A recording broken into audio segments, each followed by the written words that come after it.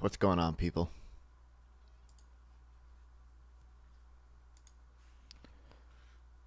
Oops. I think we're joining this panel. Trump. He doesn't care about Trump. All evidence to the contrary. Yeah. No. Yeah, honestly. All evidence.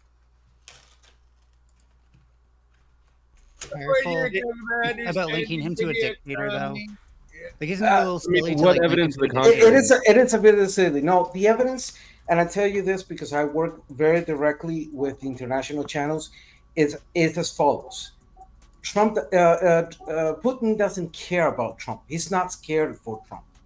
He knows that Trump has no leverage in minimizing the military actions. In fact, just the last 2 days, the purge of the military in Russia indicates to us that they're strengthening their positions. Can I just ask you a 2-question series? Just two quick short questions. Do you believe that Ukraine has been able to stave off Russia solely because of weapons provided by the United States? That's one great part of it. Yes. If we have so much power, might, and just extra armaments that we can loan them to someone else and stand up their whole military, and knowing that as a fact, you're speaking with the same brain. You're saying we've got no dog in the fight. Like, we can give them our extra surplus stuff, and they can fight a whole war. Antiques. We gave them antiques. Okay, one. You know why that support of weapons, etc., is happening on Ukraine? Do you know the historical context to which, for example, the Budapest Memorandum? You're going to bring up. I'm a black person who can read. We asked for armament, and we said that we would defend them. Of course, I know that. Okay, on the Budapest Memorandum, you're saying that has nothing to do with it. You're saying the most powerful fighting force the world has ever known has no incentive we could bring to bear to tell someone to stop an armed conflict.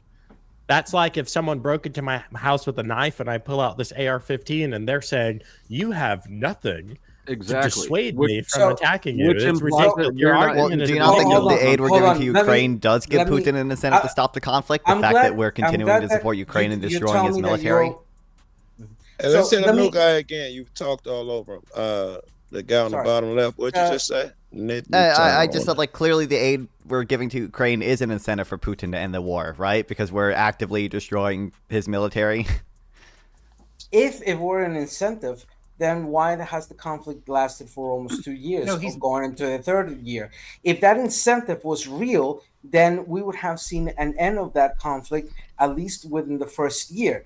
Therefore, the question of or the illusion that the fellow black brother here presents. You're talking about me. It's unreal. So let's go to very simplistic aspects. Number one, your Congress has now a full Republican aspect. Most of those people were elected in withdrawing the foreign assistance towards Ukraine. If you withdraw that, hold on. Can I ask you a question? A couple of questions. That's a good argument. Go ahead. Okay. Can I ask you a couple of questions? Sure. I wanted to conclude the point, but what happens when we turn off the fund Ukraine? Russia's going to run over Ukraine. Zelensky has no reason to come to the peace table right now because we have his back. We give him a metric assload of money and a lot of equipment. Well, I forget what the exact numbers are, but it's somewhere north of $350 billion worth. So if we turn off the tap, what do you think happens next? One, Russia will have a better steamrolling the invasion they committed in Ukraine. Well, they don't have the scenario. Steamroll anything. That's ridiculous. Grizz, you gotta let them finish. The scenario of Europe is going to change, and the evident relation, and let's see if Trump this time around does fulfill his word in regard of NATO and his way of dealing with NATO. It is going to switch the power or the balance of power in Europe, creating conditions that may lead to more armed conflict within Europe. We do not. I got one for you. I'm sorry. We can determine.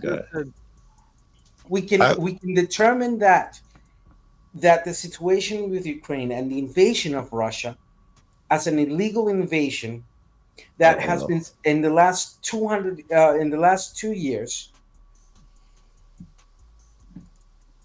has created a shift in the issue of the politics of Europe.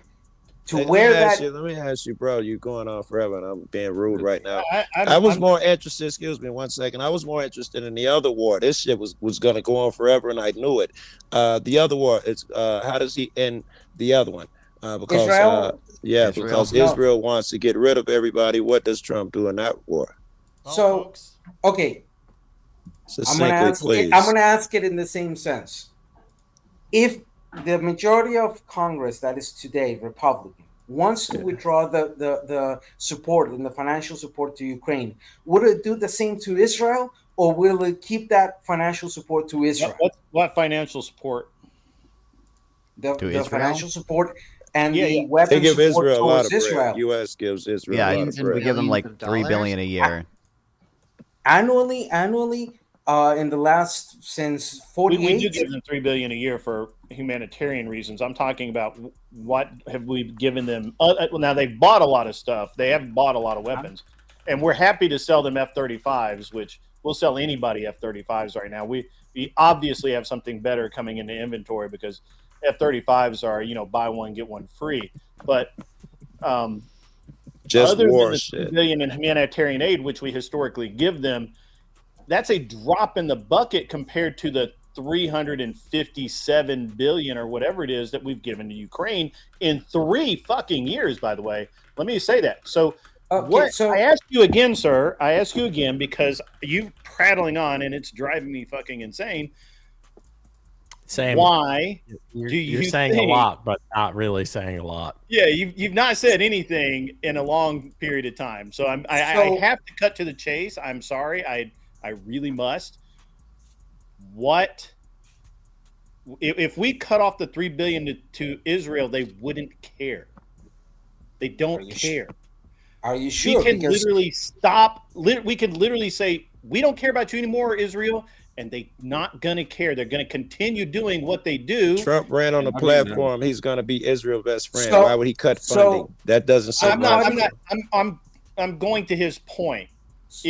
If he did, it wouldn't matter to Israel, so that's irrelevant. Trump's not going to deal. He's not going to deal with Palestine or Israel. He's going to call Iran. He's going to call Saudis, and he's going to call on like Zoom so they can see his face. The leaders of Hamas. How do I know? Not just from what I do for a living, because that's what he literally did with the last groups of TCOs, transnational crime organizations, cartels. He had freaking DHS crawling through their freaking buttholes with telescopes and rifles. Why didn't Trump do that? Blowing terrorists off the map. There's a problem with the sense of argument. I'm sorry. Since the inception of Israel to today, I couldn't tell who it was. In military assistance. You, Melanie? Yeah, why didn't Trump ask that during his last term? Okay. Or why didn't he pass what? Why didn't he until he reached 1,000 YouTube subs? Yes. Look, let's be real. Well, he was busy going face to face and destroying ISIS. You've talked a lot. Other people need to talk now. Okay. I understand that in some senses, this type of situation, it's easy to go for a slogan type of conversation, but let's face the facts. One, what is United slogan? States. He said, "Stop terrorizing." They said no, and then he blew them up. What's the slogan about that? One, United States. Let him finish, Joe. One, United States, since the inception of Israel to today, has given $310 billion in U.S. Assistance, both military and humanitarian, to Israel, which has fortified its military capabilities up to today. Out of that, the contribution of the Iron Dome, that was in part of the United States. So here's the thing. And the two conflicts, you have not answered that. The question is, the majority of the vote that today has created the reality of the United States wants to withdraw the assistance to Ukraine, but it's going to keep the ones in Israel? Is going to keep on paying to Israel? Trump said he was going to be their best friend. Of course, he's going to keep paying Israel. Okay, so there's a hypocrisy happening in that sense. Oh, wow. Politics being hypocrites is crazy. So how then is the expectation? Yes, I know. I'm not saying contrary to that, but the expectation then to say Trump is going to bring peace to the Middle East or to the Ukraine situation is false. He's not going to do anything. He's not capable of doing anything. Someone else talk. I would really love to hear Melanie or Non-Fawn. Melanie, you choose fucking Melanie? I would actually. I'm going to tell you how bad it is.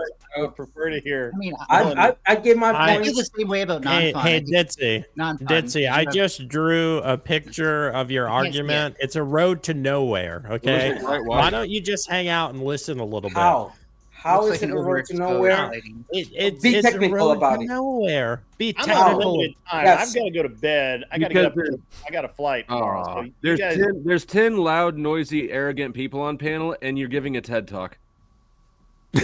I get it.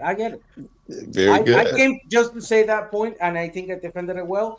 Don't get me started on the drug war. But again, good luck on the United States. We Trump know that will heal the world. We're sure of it. Trump's going to heal everything. The world knows it's bullshit. We know that is bullshit. Ditzy, listen, just to be clear, there used to be a couple of terror organizations that everyone knew by name. They don't exist anymore because a guy named Donald Trump comes in the office and all the king's horses and all the king's men, they call them the Joint Chiefs of Staff. They said, "I'm sorry, sir, it can't be done." And he said, "Here, we're going to start fresh. If you're not the generals to do this, you're fired." And the next generals that have 3 stars get the 4th star. And amazingly, they said, no, we can try something else. And in 8 weeks, they had killed or driven underground every member of this terror group. Now there's another terror group. Hold on. Now there's another terror group. It's called Hamas. They're being funded by nation states called Saudi Arabia. Over a lot of stuff. Hold on, Hamas existed at the same time ISIS did. First of all, were you talking about ISIS? You're asking how someone who has demonstrably in real life eliminated terror groups and transnational crime organizations, how they're going to do it again. No, how they're going to end the war. That is not my question. I'm sorry, but everything you said is false. It's not a different question. It's Palestine is barely a nation state. What is the fighters are a terror group. It's a terror organization. But if you honestly, why would someone who's may I please ask something, Ditso? Why would someone who's a national protectionist give a shit about what's going on in these nations? Honestly, I don't think Trump does. His constituents do for some reason. We know that Trump Trump doesn't. Make it a thing. But that's not the point. If the fellow person here believes everything he said, which is easily demonstrable false, because ISIS, yes, the attacks were effective to push on the ground, but ISIS today is very active. Al Qaeda is still very active. because of who? Because of who? Because of 74 years of foreign policy, of bipartisan policies, of failures of the United States, including how active were these groups in 2018? From Truman to today, the failures of the United States in foreign policy has not been fixed, and Trump is not going to fix it. And you saying, they destroyed transnational organizations, etc., that is demonstrably false. And if you believe that, it's foolish. Demonstrate it. Are you trying to say that if Trump got rid of them, it's completely Trump, but like if they're still around, it's not Trump's fault? No, because if you're only focusing on Trump without realizing of the last 74 years of foreign policy of the United States and its failures, you're short-sighted. For him, you're short-sighted. And the question. Hold on, Ditto. Hold on. Pause. Just 1 second. I said I'm closeted. Are you saying that when Trump gets rid of these terrorist groups, it's entirely him to blame, but when he doesn't, it's everyone else to blame? No, I never said that. I'm talking to unpositive. I'm talking to unpositive. Jesus fuck. Can we get rid of the Kirby, shut up. He didn't say that. But hold on. This is hold on, Melanie, whatever. This is so brilliant because Ditzo, you were so out to lunch in whatever you're trying to argue that someone posited something to me who was tangentially an ally to you, and you argued against it. No, they said my name and they didn't. They were asking me as the Trump fan if I think that things happening good is because of Trump and things happening bad is because of someone else. He was asking me. I have gay lips. And you jump in. So did we stop him for you to demonstrate your gotcha? Is that what we're doing? You're just out to lunch. That's awesome, Joe. I'm gonna bow out, Ditto. You're brilliant. You've won the debate. Take that W with you, Prince. I just stopped. And it's go ahead, Ditto. I'll step out. I love having these conversations. Yes, there's no conversation, man. You made a speech. Really I let everybody speak. Look, man, I understand that some people you don't understand anything. I understand. Don't say you understand. Especially for North Americans. Don't say you understand. Hold up. Now we know that I host open panels for a reason, and Ditzo came on to have his words, and you guys fought the fight, and it's all is fair in love and war. Whether it made sense or not is up to the viewers to determine, and so on and so forth. But I still appreciate you coming in. Whatever it is, if he could just figure out how to do it in a handful of words and not make a whole presentation. This type of issues sometimes require more than a handful of words, but some complex situation requires a little bit of more analysis. So sometimes oversimplification of subjects kills. Right, you just said that 3 times though. This is my point exactly. You just repeated the same thing 3 times. You're a redundant speaker. Stop being redundant. I'd like to hear your point. You have to say the same thing ever, Flow Estate. So good advice. You have to get a red ad for them to let you talk for hours. We all fall into the same thing. Here, I don't think that hat is real, Fatty. For some reason, I think it's a big MAGA hat. Prove it. Is it demonstrably demonstrate it? I think it's AI. Mine is made in China. Yours is made in Taiwan. Yours is great. It's from a different factory. But anyhow, thank you for having me. Another day we'll have in more. Whomever wants to have a conversation one-on-one with me on this type of subjects of international things, I can gladly come in and we can have the conversation. That's so. Well, going back when Trump creates peace in the Ukraine, when he goes over and does great, it's the best peace deal there. You come out. If he doesn't, will you be able to accept that he didn't? Only if you get me on your show with talking on your great. They're already backing down, and he's not even in the White House yet. Yeah, I know. Hamas goes, hey, anything interested in having peace? We're kind of looking for it. All right, 4 years. And you know what they're gonna say? They're gonna say Biden stopped the wars. They're gonna say Biden Harris did all this stuff. I mean, I wanted to ask this question earlier. I feel like you're thinking. You're framing with like ISIS and everything is like a little off. You're saying like ISIS existed and then Trump got rid of it and another terror group popped up called Hamas. Hamas existed before ISIS, so did Hezbollah. Well, these both were founded in the 80s, so did the PLO. I'm interested if you give Biden any credit. You're much more intelligent, and we can have a real drawn-out. I'm a literal intelligence professional, but I had to use small words for Ditzy. But you're absolutely right. That's okay, right? Because you have to think of it this way. What is the average American or the average person believing when they come in to vote? Right, so we do have to kind of utilize the. Thank you so much for the sub, especially if you are 9001. Thank you. YouTube subs really help right now. I really appreciate it. We're really close to that 1,000 subscriber mark. Whoever subbed before, I didn't get to see the name, but really, thank you. Really, translate to more smaller talk. So it's not a bad thing. I consider it to be a kind gesture to utilize smaller words or to be able to explain or translate for the person and have a better conversation. There's nothing wrong with that. Yes. Some conversations. Sometimes, look. Sometimes you Be have redundant. to. You have to demand. He hasn't. Sometimes these conversations require understanding and knowledge of the things that are being talked about. And if you oversimplify things, what happens is the terrain of populists and the terrain of the Hugo Chavez, the Fidel Castros, the Ortegas, etc. of the world to come in and hold power. No one is accusing you of oversimplification being your issue. Oversimplification kills democracy. That's sometimes. 6 times in 5 fucking minutes you said that. Probably less. Look, you've done the same, Flo. I've heard you before. You've repeated your points in occasion. Everybody commits this type of situation where in the attempt of trying to explain oneself, it can repeat. So thank you for attempting. My link is backstage if you want to talk sometime in the future. Did you get reactivated, Flo? No. Good night, everyone. Thank you for having me. And another day we'll have a more in-depth. And just to Uncle Conservative, thank you for your condescension, even if we have this.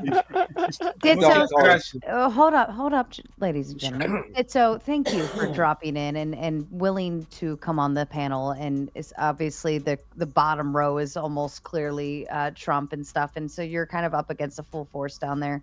But I appreciate you stopping by. And shut up for a second. And you're welcome anytime. So. Beshko Woblaba, everybody. That means walk with your eyes open. It's a phrase from one of my indigenous groups in Costa Rica. Beshko Woblaba. Hey, thanks, Sarah, for letting me up. I'm gonna go drink bourbon and flirt with my wife. I think she's getting. We're one YouTube sub away, chat. I'll be over there to flirt with her too. See you later, Joe. Tomorrow we'll send some MAGA people your way, buddy. At least take your hand before you do that. Thank you all. I'm not long for that myself. Any final thoughts from you, Joe? No, I'm so glad that I saw you on Grid's channel. I love your content. Also, you guys need to acknowledge Sarah has a very winning smile. And you there it is.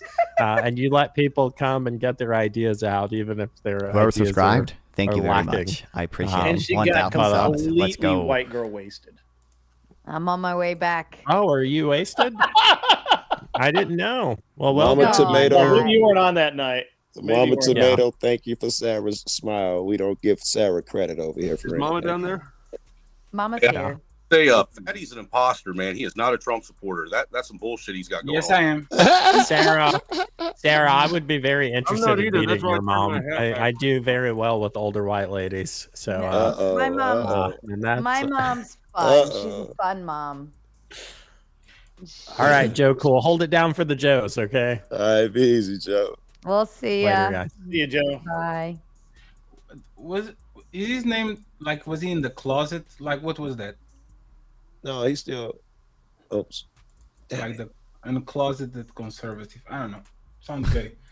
So how you guys he's doing? out, bro. He's out. We all know what he is. He's talked about it at length.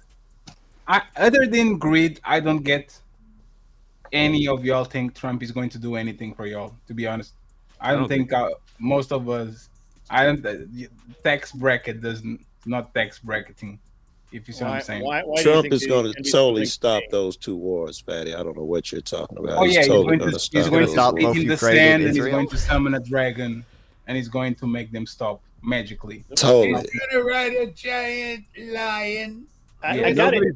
Fatty, why do you think he's going to help me? Why is that? Because you are probably on the tax bracket that he loves the most. Did your portfolio pop up this morning?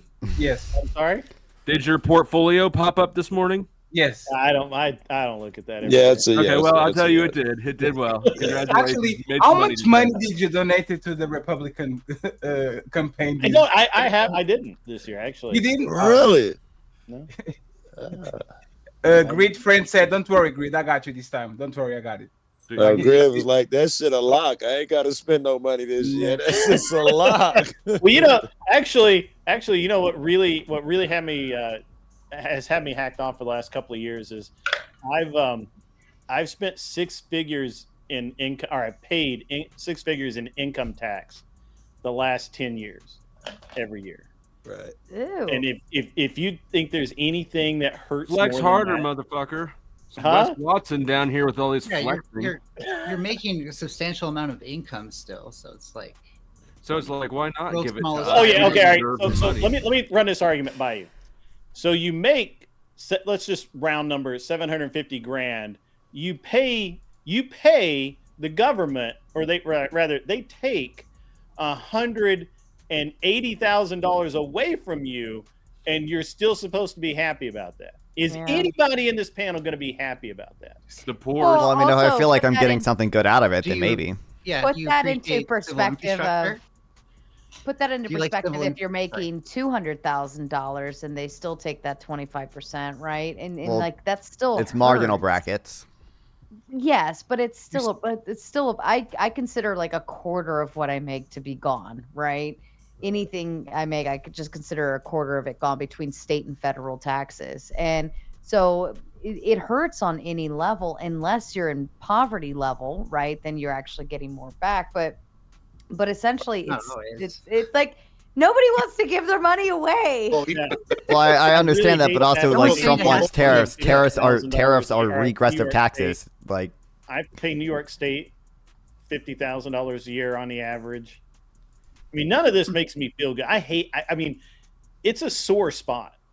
You strike me as a type who loves the government, though. They are your comforters. I'm a small government person. I despise most of the government. Other than abortion rights, when it's abortion rights, everybody wants to be government again, right? I'm sorry, what? Nobody. It's like everybody wants to call government until he gets into somebody's vaginas. Then everybody wants to be government again. Nobody wants big government, fatty. I do want in some vaginas, though. Wow, nice one. Everybody wants small government, but then as soon as they see the vagina, get in there. Go ahead. I'm small government and a big vagina. But at any rate, since I paid so much in taxes, I feel I gave at the office, so I don't donate to any campaigns. That's actually good. Well, I have a place you can donate to if you feel the need to donate. Nice segue, Sarah. Nice segue. Speaking of donations, that was slick. That was slick. The segue is actually good. And it's fine. Great. I'm sorry that you don't have enough money to buy books for your kids after paying taxes, but Trump is going to fix all of that. Thanks, Obama. Well, if anything, I hope he brings back the tax breaks that he gave the middle class that Biden got rid of right off the rip, because that'll help, people that are in my tax bracket. Because even what tax cuts did Biden get rid of? The Tax Cuts and Jobs Act is still in effect, and Kamala Harris was in favor of extending them for people making under $400,000 a year. I don't know what tax breaks for middle class people you're talking about. Well, the one where I was getting $3,000 a year per child tax credit, the one where I was getting $10,000. You realize Biden expanded the child tax credit too, and Kamala Harris was also in favor of expanding it even more than Trump. And I didn't get none of those credits at all last year. So try again, buddy. Well, because we extended it temporarily during COVID. I will say that and Kamala Harris wanted to make it permanent. My tax returns took a big hit over the last few years. Like we were getting $20,000 to $30,000 back a year, and then magically it drops down to like barely 10. And I was like, "What the hell? Did I miss something?" And there was just a bunch of shit that no longer counted. Now I don't know. We even had a new kid to add to our taxes, and our taxes still were 2/3 less than what it was the year prior. Yeah. I got a question It's for weird. Any Trump fans in here. If Trump created the same type of money out of thin air that Obama did in 8 years, which would lead to enormous inflation, if Trump did that shit in his short 4-year terms, when does that inflation, when would it leak into the economy and take effect and your prices would go up? Well, generically, when you print money, the inflation's fairly rapid after. What do you consider rapid? Years? Delayed 4-year. Well, it depends on where the money goes, right? Like quantitative easing is almost never going to cause so much inflation as a stimulus check is, because the velocity of money given to banks by quantitative easing is so much lower than the velocity of money given to consumers through a stimulus check. So it depends on the velocity. I wasn't thinking stimulus checks. I was thinking more of that money that he gave in tax breaks and big pharma. 6.3 trillion or so. Tax break, they do things with those taxes like hire people and buy new equipment, which is inflationary. You know that, right? What you just said is that when you decrease taxes, you increase aggregate demand. That's inflationary. That's they kind of buy back their stock so they can get even more money from the stock market. That fallacy that they say exactly. Yeah, we're gonna hire more tax people. cuts, they are going to hire more people. No, they're going to create robots, so you lose your job in the next 2 or 3 years. Trickle down economics. I thought we proved that doesn't work. Not a zero-sum game. Rachel. Well, we know Trump's talking about tariffs, right? So you tariff foreign exports, imports into the States. You start building your own factories here, so you don't let the car factory be built in Mexico. You build it here in the States, and that starts generating jobs. People feel that right away. The people in the service industry are going to feel it right away when they're not being taxed on their tips, because that money is a lot of times that comes in the form of cash. Okay. For those that use it, they'll leave Do the you money. really think? Wait. First of all, we acknowledge tariffs are regressive taxes, right? I want her to finish, please. Yeah. I think she was done. Yeah, no, go ahead, Non-Fun. We acknowledge that tariffs are regressive taxes, right? They tax poor people more than rich people. You acknowledge that, right? I don't know enough about it. I know that the language around it, because I'm no economist, is that it was based on the policies of McKinley. So rather than getting money through taxation, it was coming through the money on tariffs brought into the country. Who do you think pays them? Put across. Who do you think pays the tariffs? Exactly. Who do you think pays Who them? pays the tariffs? The foreign nation pays on it. No, the consumer. The We consumer pay it. is going to get the bill because U.S. if they don't get businesses their and margin, consumers I pay know, them. but what happens is that because it becomes so prohibitive to buy, you buy American over and above it. We've got a global economy where you get undercut because there's kids in Asian countries and Africa and this sort of thing getting, mere pennies to produce shirts and goods and this sort of thing. And then, of course, the American auto worker, what were they making? Something like $49 an hour. I mean, that's prohibitive. You can't compete at that. So there's got to be a means of fair wage, but for the people, but not excessive. I mean, otherwise you're undercutting yourself. You can't be competitive. We can no longer live in this debt-based system that constantly creates. And what's the national debt at? And how's it? And it's growing at what, every minute or some bloody thing? So, but you Well, those are the two things I wanted you to acknowledge. One is that one. I'd like one at a time, please. So my question is, do you think that Trump is not going to keep printing money like crazy and raising the debt ceiling every time they need? Like, you really think he's not going to do the same thing? Well, we have to see what he's going to do. I don't know. I don't have the answer, Fatty, because I'm not an economist. His best predictor what he's going to do in his future is what he did in his past, which is print a lot of money out of thin air. Yes. But hold on, you got to be genuine here and admit to the fact that the only reason why a lot of that debt was printed was because of COVID. Well, I love that argument. It's irrelevant. Any president would have signed that bill. It's not irrelevant, Patty. You just can't say it's irrelevant. I say that it's irrelevant because every mean? time they have to raise the debt ceiling so they don't default, they will do it either Republican, Democrat, or whatever. Well, that's because it's probably unconstitutional to default. You are using the shit against. Guys, let me finish. You are using this against Democrats when you know Trump is going to do exactly the same. He's going to do exactly. He's going to keep printing money, and he's going to keep raising the debt ceiling. Fatty. I was sitting here talking about the national debt as a whole, not Congress. I know. I want to go back to tariffs, but they moved on. So the debt ceiling, by the way, for the people saying that this is only because of COVID, that's been going on since the 90s. The reason. Yes, it's true. It's also probably unconstitutional to default. The 14th Amendment probably does not let us default. What I stated had nothing to do with the debt ceiling. It had everything to do with the fact Rumple, do you want to swap places with me, my friend? I gotta get inside. My wife's gonna yell at me, which almost never happens because I'm a. Are you not inside already? I'm in my airplane shed. There's a airplane on the other side of that wall, but that is pretty cool. I wish I could stare at an airplane while I stream. Well, there's a wall there, but yeah, me and Flo on the other side of that wall, still in your airplane. I wish I could imagine an airplane being on the other side of a wall. I built this room for my wife to use as a home office during COVID, and then she doesn't use it anymore, so I turned it into my studio. That's what I was saying. What the society and the in your chat, you do understand we only use tariffs until the 1920s. What they'll cause is for them. This is my understanding, is that then the tariffs are there, people can afford it. It provides an opportunity for American business to compete so that we can build product here rather than depending on foreign countries to develop these products, right? No, it makes them less. You're kind of correct, but I think tariffs do a really bad job at it. Hold on. Stop. I'm gonna let Rachel finish. Then I'm gonna let Grid do his exit because Grid, you want to go, right? And then we'll go back to you, Mal. Okay. And this is why Trump is talking about producing oil, because a lot of that was stop the pipeline. One of the first things Biden did was stop the Keystone Pipeline from going. So that'll create a lot of jobs, thousands of jobs to be created through that, and prosperity, because now you've got raw product to sell and you'll be make money off of that you can export. By the way, Grid, I'm streaming from my boat. So, Grid, to you to make your exit as you feel. Yeah. Hey, Sarah, thanks for having me. I apologize that I can't stay longer. I gotta go to somewhere tomorrow on a flight, and so I got to go to bed.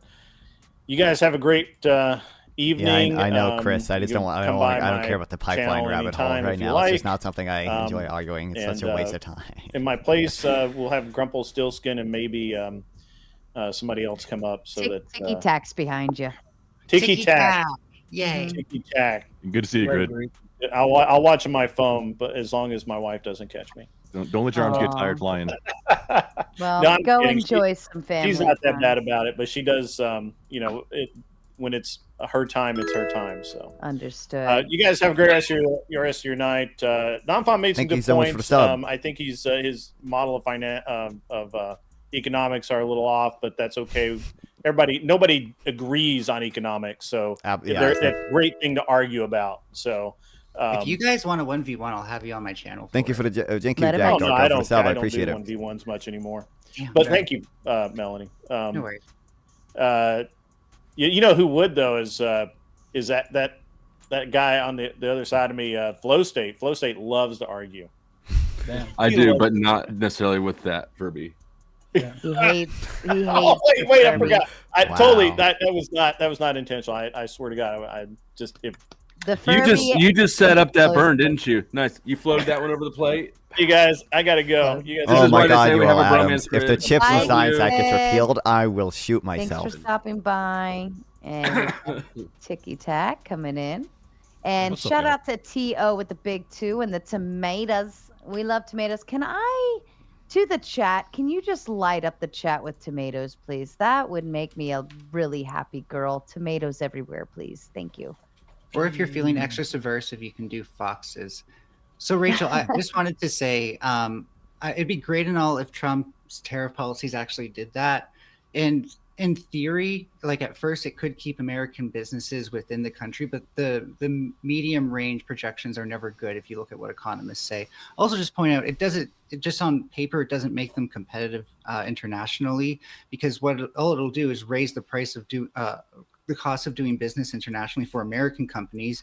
And so international companies will start doing business with countries and other nations that don't have as high of tariffs. Exactly. Tariffs don't apply to our exports.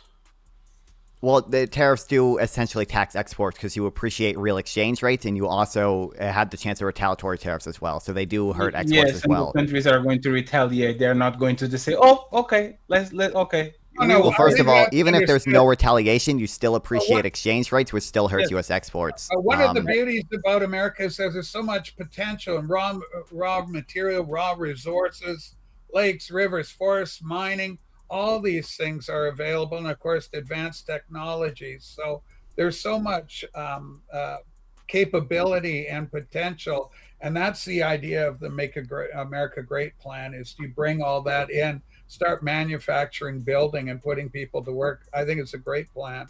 Well, one, I don't think tariffs are particularly effective at that. Those jobs are not coming back, respectfully. We do have an example already of tariffs getting the. It's also, Sarah, thanks for bringing me up. I don't think we've talked before, but I very much appreciate it. Yeah, absolutely. There's an example with Toyota. Like, we can't have, because of the chicken tariff under LBJ. That's why we can't have the Toyota Hilux or the Mahindra midsize diesel pickup truck in the United States. Small trucks are tariffed at 20%, I believe it is. Might be 25. Somebody check me on that. There's still definitely a tariff on it. It was under importation of chickens, and somehow light duty trucks got rolled in because the VW minibus was eating Detroit's lunch. So that's the only piece of it that's still in effect today. And that's why we have Toyota trucks for the U.S. market being manufactured in mostly Texas, some in Mexico.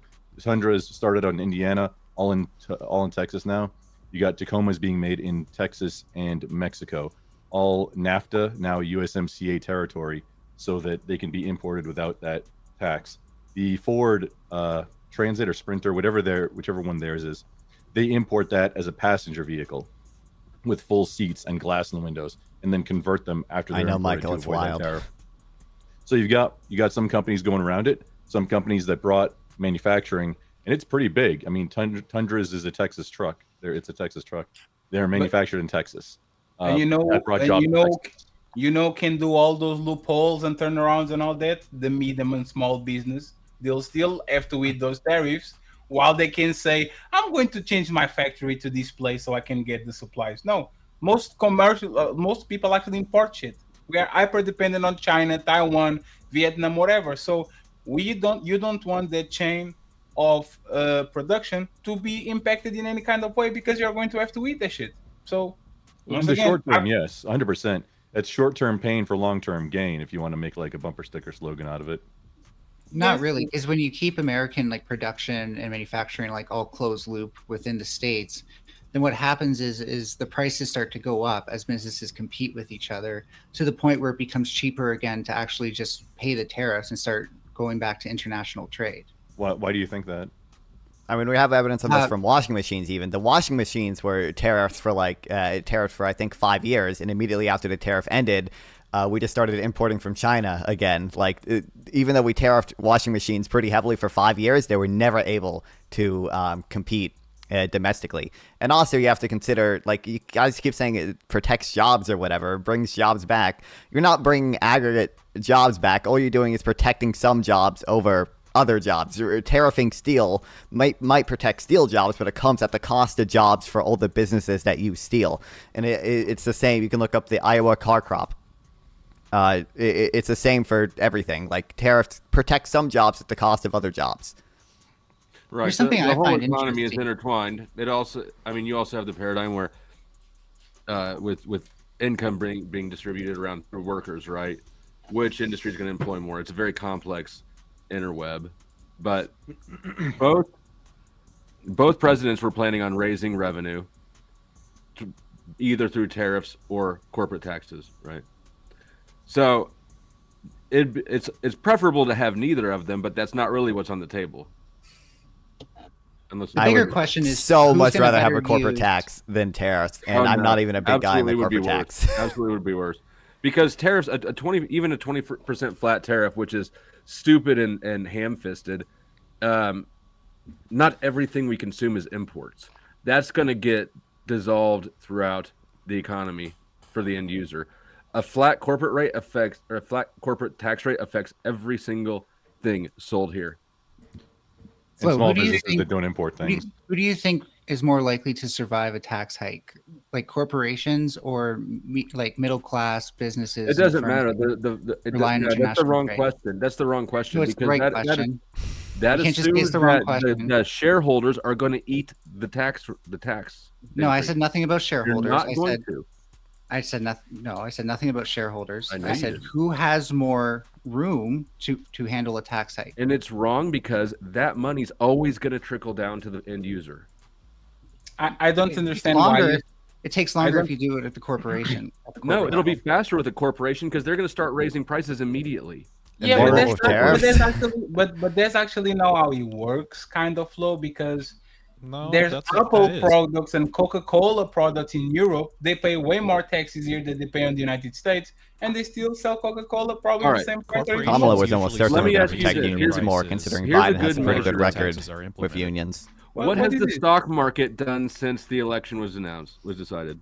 You don't value the stock market on days, but yes, it went up. Yes, a lot. Okay. Yeah, but it's also reached all-time highs under Biden and Kamala before. I don't know how responsive it is. Who do you think is going to be impacted? How do you think the economic impacts are going to be? Like, because these are business people, right? Buying and purchasing and trading this stock. Stock is speculation. All of these was speculation. Everything we're talking about is speculative. No. Who's going to use the financial advisor? The final price is not speculation. Like the final price of a product is practical. You see the product go from $1 to $1.20.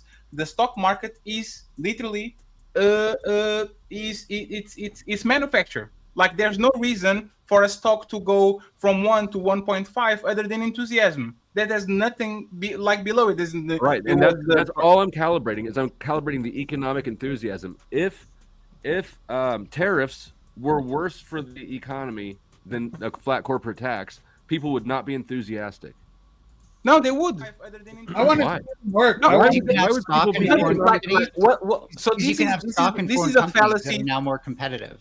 Yeah, this is a fallacy that we talk about, right? We say, oh my God, Apple. If we increase the taxes to Apple, they are going to raise the prices and they're not going to be competitive. And then Apple goes to Mexico. They get more taxes and the prices are the same. They come to France. They get more tax and the prices are the same. They still open stores. Where's this story coming from? No, I'm telling that these multinational companies bite the dust every single time they open a new store in another country, even though they're getting way more tax in Canada than they are taxed in New York. No, that's not them biting the dust. They clearly have an incentive to move. They're making an economic decision. Probably they get tax-free for a period of time. No, they don't, and that's exactly the point. We just had a Panasonic battery plant move in down the road from us. They're that's fair. For 20 fucking years tax-free. Might be local taxes. Like the business doesn't pay property taxes or something. Wait, what did you say about the battery? Shout out, just a quick shout out to Milk Cow for the $3 super sticker. Thank you so much, Milk Cow. Moo to you. Back to you, gentlemen. Did you just say you had a battery plant move in? Yeah, they're building a Panasonic, a massive battery production facility a little bit down the road, and the state is giving them 20 years with no property tax. There's massive tax incentives to get these companies to move into a country. Yeah, that was a lot of that was Biden, by the way. The Chips and Science Act and Inflation Reduction Act both subsidized battery production, and battery production is really important. It's a national security issue, which is why I want it to be here. I didn't hear the beginning of what you said. Of me? It's because of Biden. Wait, the CHIPS Act is what drove that. Why are batteries I'm not thrilled about it. The reason batteries are a national security issue because they're very important for drones and other military equipment. Security. I care about my neighborhood. I'm actually non-fun. Could you repeat?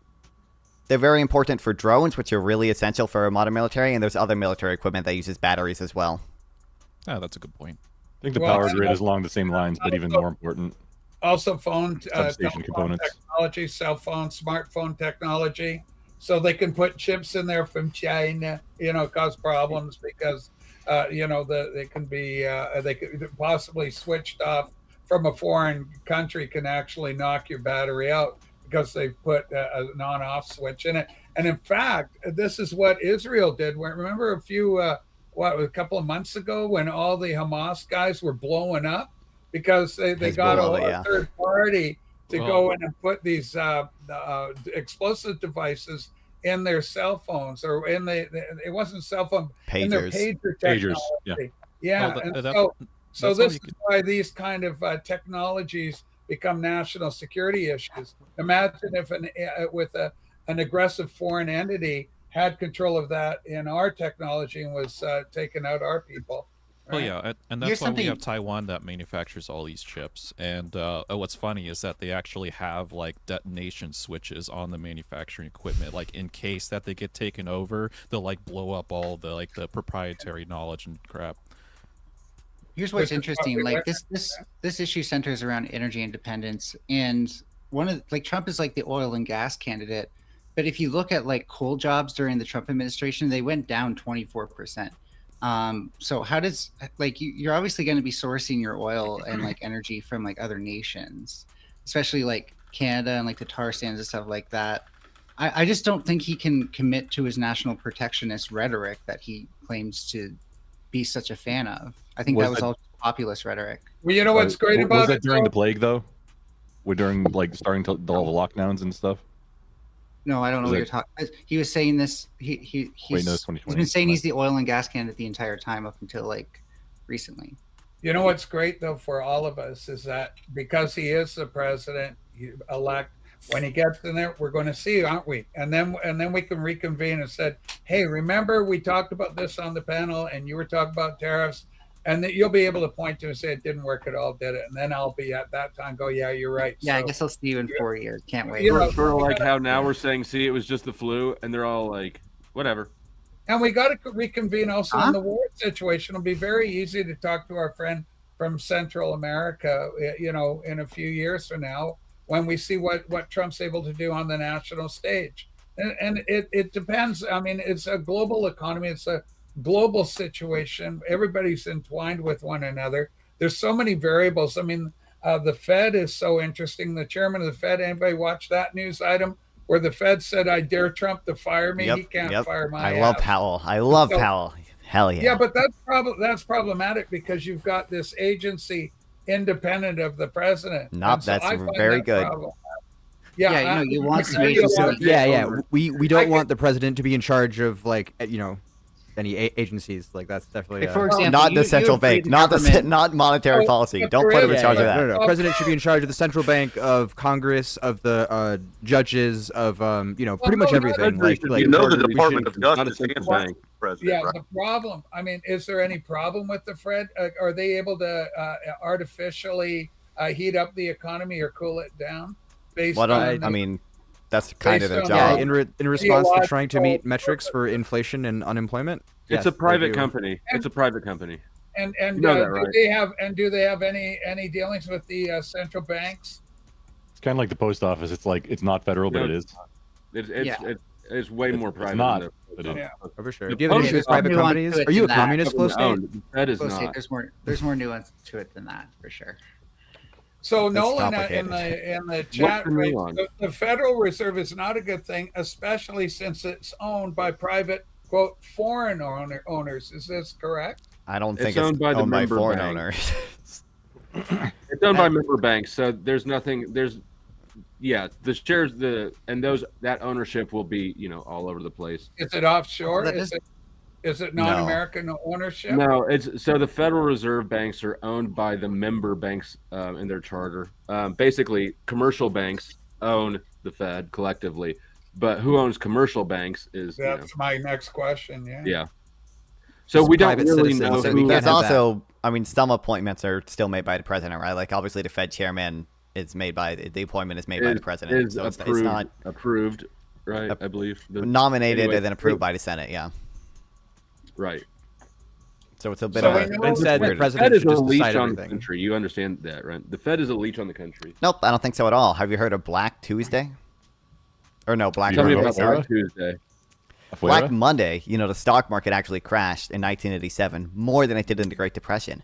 Unlike the Great Depression, you know what the Fed did? The Fed printed a ton of money and injected a ton of liquidity into the market. Printed millions, okay? And we avoided a recession because of it. We avoided a recession by stealing value out of the existing dollar pool. I would rather, quote unquote, steal value out of the existing dollar pool than suffer a recession. I would rather 2% inflation than a recession. Thieves, you have no issue with stealing from people or demanding that you get what you want. Well, I mean, on the contrary, I would say like a recession causing 10% unemployment would also essentially be stealing jobs from those people who otherwise would have been employed. You might have felt differently. Do you realize that when a recession happens, people get broke? They go broke. They're super poor. They're homeless. That's stealing from people. Whatever you're talking about is minimal in comparison. Let's talk about the Depression. The Great Depression happened after the Fed was enacted. Yep, but we're still on the gold standard, right? I don't think the Fed had a good enough response because macroeconomists were really bad at the time. What would a better response have been? We were still in the gold a more standard. What's that Keynesian mean? approach, printing a ton of money, probably suspended the gold standard. I think we did suspend a gold standard eventually, but Yeah, and in fact, it became illegal to own gold except for like a wedding ring, I think. Okay. Did you seriously ask what the Fed should have done after he just said that we avoided a recession by printing money? Yeah, we should have insured We were talking deposits. about I don't two think the different time FDIC periods. existed We're back talking then. about two different time periods, Mel. Yeah, Doug. That's what you've been talking about this whole time. You keep wanting to keep pulling out examples from like the 80s and the 20s. All right, so and like, okay, sure. So the Fed holds the purse strings, right? Because our money gets put into the system through basically spending bills. Basically, which necessitates the Treasury take money out from the central bank at interest. Yeah, so it's a debt-based situation. If the central bank says your loan is denied, well, they can't. The government do shuts that. down. So you want to have they're a lender of last company resort. They don't do have that. have entire control over the federal government's actions. The Fed is a lender. The Fed is a lender of last resort. The Fed ensures. The Fed ensures that the Treasury market clears. That's one of the primary roles of the Fed, is ensuring the Treasury market clears. They're a lender of last resort. They can raise interest rates, but to their member banks, not to the federal government. They're the primary lender to the federal government. So we have a problem. Yeah, because they make sure the Treasury have market clears. This debt-based system, right? So every time that money is printed, then the resulting consequence of that is inflation. Isn't there a 1-to-1 correlation with that? It's complicated. Well, I understand. But you know what's not complicated? It's never going to be worse than a recession. Well, it could, in theory, be worse than a minor recession. Currency collapses. Yeah. I'll take Khan's word on that. He knows what he's talking about. Are there advantages to going back on the gold standard? Is that even possible? No, it's not. I don't think there's major advantages to be had there. I think it's a nothing burger because it's not like private citizens could go and audit Fort Knox when we were on a gold standard. It'd be fun to try and to see people try. Like all money is fake anyway, right? Like we just made that up. So it doesn't really matter if there's a metal associated with it or not. People trying to go, like individuals go and audit the Fed, that'd be like, hey, let's go check out Area 51. Everybody, this day, let's go. So the reason I ask, because kind of on this, again, with this global market, we know the World Economic Forum has been pushing this thing they call the Great Reset because there's so much debt being incurred, and with the runaway inflation, trillions of dollars we're talking. So if they do a reset on all this, almost like what the Bible talked about, the year of Jubilee, where we all go back and start again from nothing, right? Have you heard about this? Yeah, I've heard. That's exactly what the World Economic Forum is. A bunch of like rich, dumb white dudes like jerking off in a room every couple of years. The Great Reset is talking about a shift into stakeholder capitalism, where they want to try to push for companies to care more about like the externalities of their business in areas like pollution and stuff. So it's to get them like more invested in their community and I'd like to hear Rachel finish the concept of the Jubilee thing, please. Well, it's just the idea that with the Great Reset is that basically it's tied into sustainability, their word. So the environment, these sort of environmental programs, 5-minute cities, the whole idea we're seeing, like everybody's got bike lanes in their towns being built up, all this sort of thing, alternatives to fuel, get us out of our cars because the carbon that they produce is bad for the planet, and section off areas, designate green areas, 5-minute cities, so everybody can get to all their needs without hurting the environment that way. Tax, what do they call it? Carbon credits for governments. Carbon tax based. System, so so this is what they're talking about, and it's not just the suits. There's political entities like King Charles of England has spoken at the World Economic Forum. We had John Kerry speaking at the World Economic Forum recently.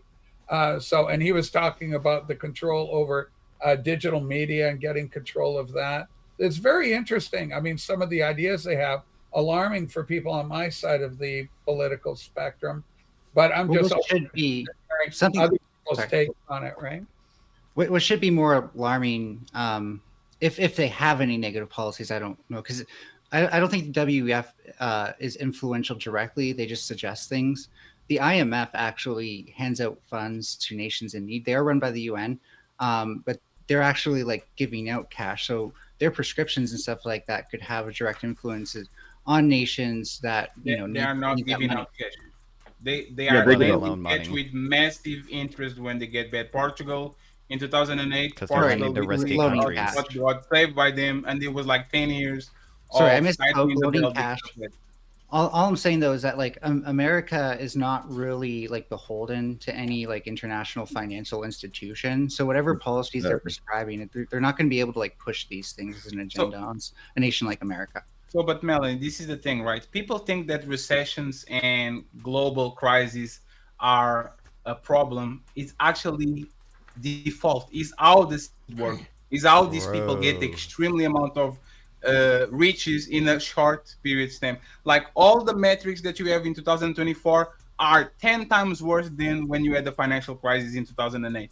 All the metrics that you look at it, they are way worse than they were in 2008. The only difference is you think that's very bad. These rich people think that's awesome because that sells for them. Every time I agree. Capitalism's bad. I agree. 100%. No. It's not that it's bad. It's on purpose. The machine is supposed to work that way. That sounds bad to me. Every 20 years, every 10 years, there should be a massive reset so these people can accumulate the most power and money that they can do. Because there's a cycle of bear markets. That doesn't mean all of them are recessions. Like we're not talking about bear markets. We're talking about financial.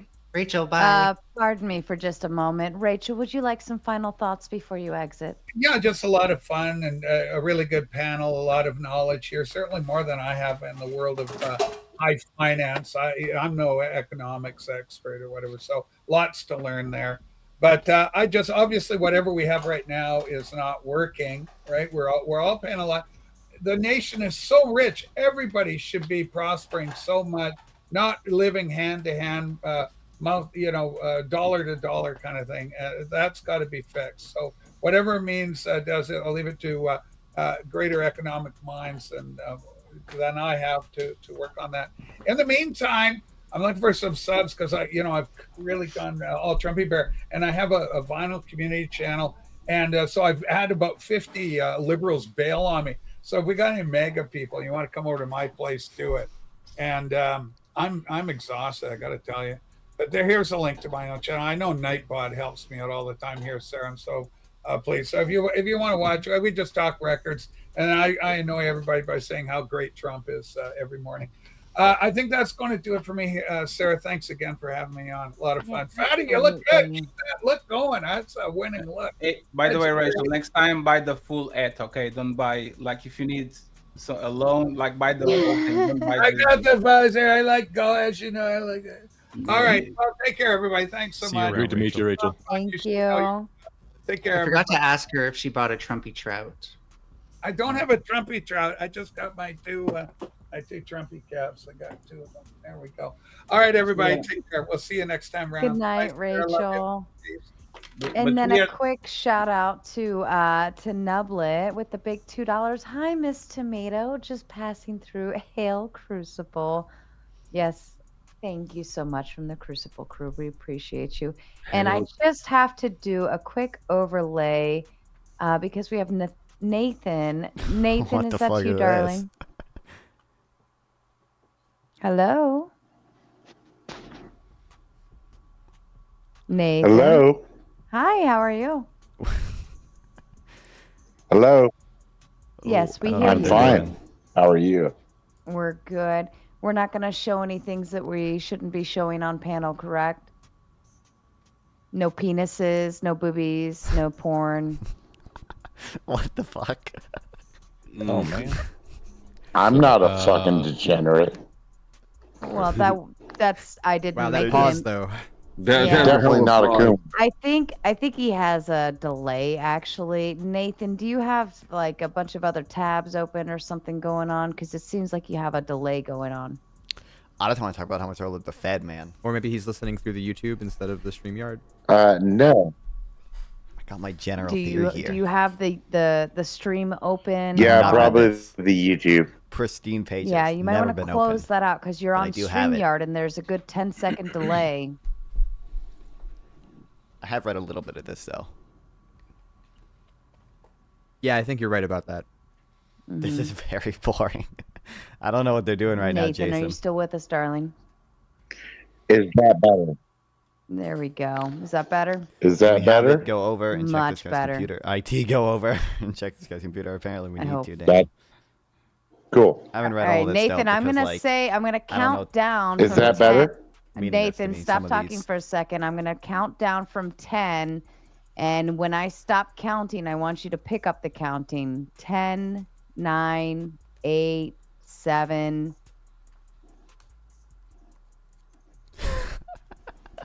6, 5, 4, definitely- 3, 2, 1. So there's definitely a delay. Oh, There's no. a good few seconds in a delay. Why don't you jump out of the StreamYard and then you can come back in and maybe make Look at sure this. that everything's closed Look out at this because propaganda. there's a Output inflation significant trade-off. delay that is going to Greg cause Mankiw issues, will have okay? you believe that there's a output inflation trade-off. So I'm What going to the remove fuck? you from the stream. I want you to jump No out problem. and back in. All right. Propaganda. Houston, we have a problem. Phillips curve ain't real. That was a Sarah, big if I may- delay. Yeah, sure. Yeah, that was fucking genius. The counting thing, that was I like very, that I very saw clever. somebody else do it actually. I forget who it was, but somebody else, they were counting forward or something, and I was like, oh, that's really smart because there's a cadence to it, right? Yeah. So, Well, We I'm, count I to guess 5 less and we impressed say- now. You should have just taken credit for it. But I'm okay with giving credit. I don't even remember who I saw do it, but they did it. I was like, oh, that's really smart. I'm gonna We use usually that. count to 5 and say when you hear 5, say pineapple, because people know. Pineapple. Yeah, I never got the countdown thing. It works too. Of course, you would have problems counting, Fatty. Because the countdown it might be just because the person is not that smart, right? Well, But but if you it's, say, it's the cadence. It's the cadence, right? But if I People say I'm can going to count understand. to 5, when you hear the 5 say pineapple, that's actually Or it's like, you know, I'm gonna start putting my hands together, and I want you to start clapping along with my hands. You know, I think there's a little bit. This is- Too. What if you have fat arms? if, This is turning into a field sobriety test. It's like Yeah. stand on one foot and touch your nose. True. Next. But oh, I was saying it's not about bear markets because they're necessary. It's about creating gigantic bubbles and bursting them at opportune times to get what they need to get. And like China is playing with that with the real estate market. They don't want to be the blame for the global crisis. Probably the Biden administration didn't want to be blamed for, so they push it with their belly up front to the next one, and then the hot potato is going to push the next one. We're going to see who actually is going to get that. And the part is, if it bursts during the Trump administration, there's two scenarios, and nobody's going to take accountability.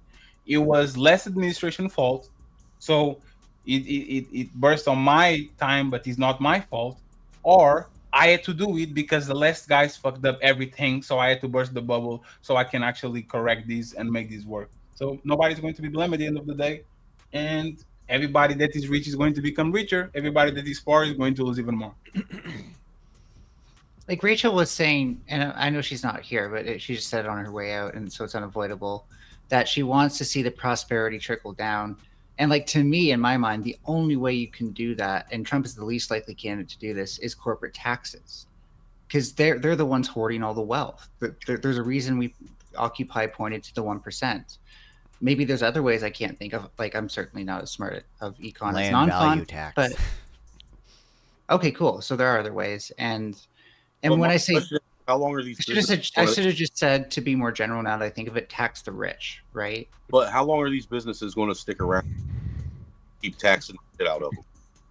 They will always stick around. Apple is not going to file bankruptcy because they lost $3 billion. They are going to keep going and going and going and find the ways to make up for the money or have less the profit. That's right. You Because realize it's also expensive to move to another country, right? Well, Let me, the now issue that is we do like Nathan- origin-based taxes. Pardon me for just a second. Now that Nathan is back, Nathan, I'm going to count down again. 10, 9, 8,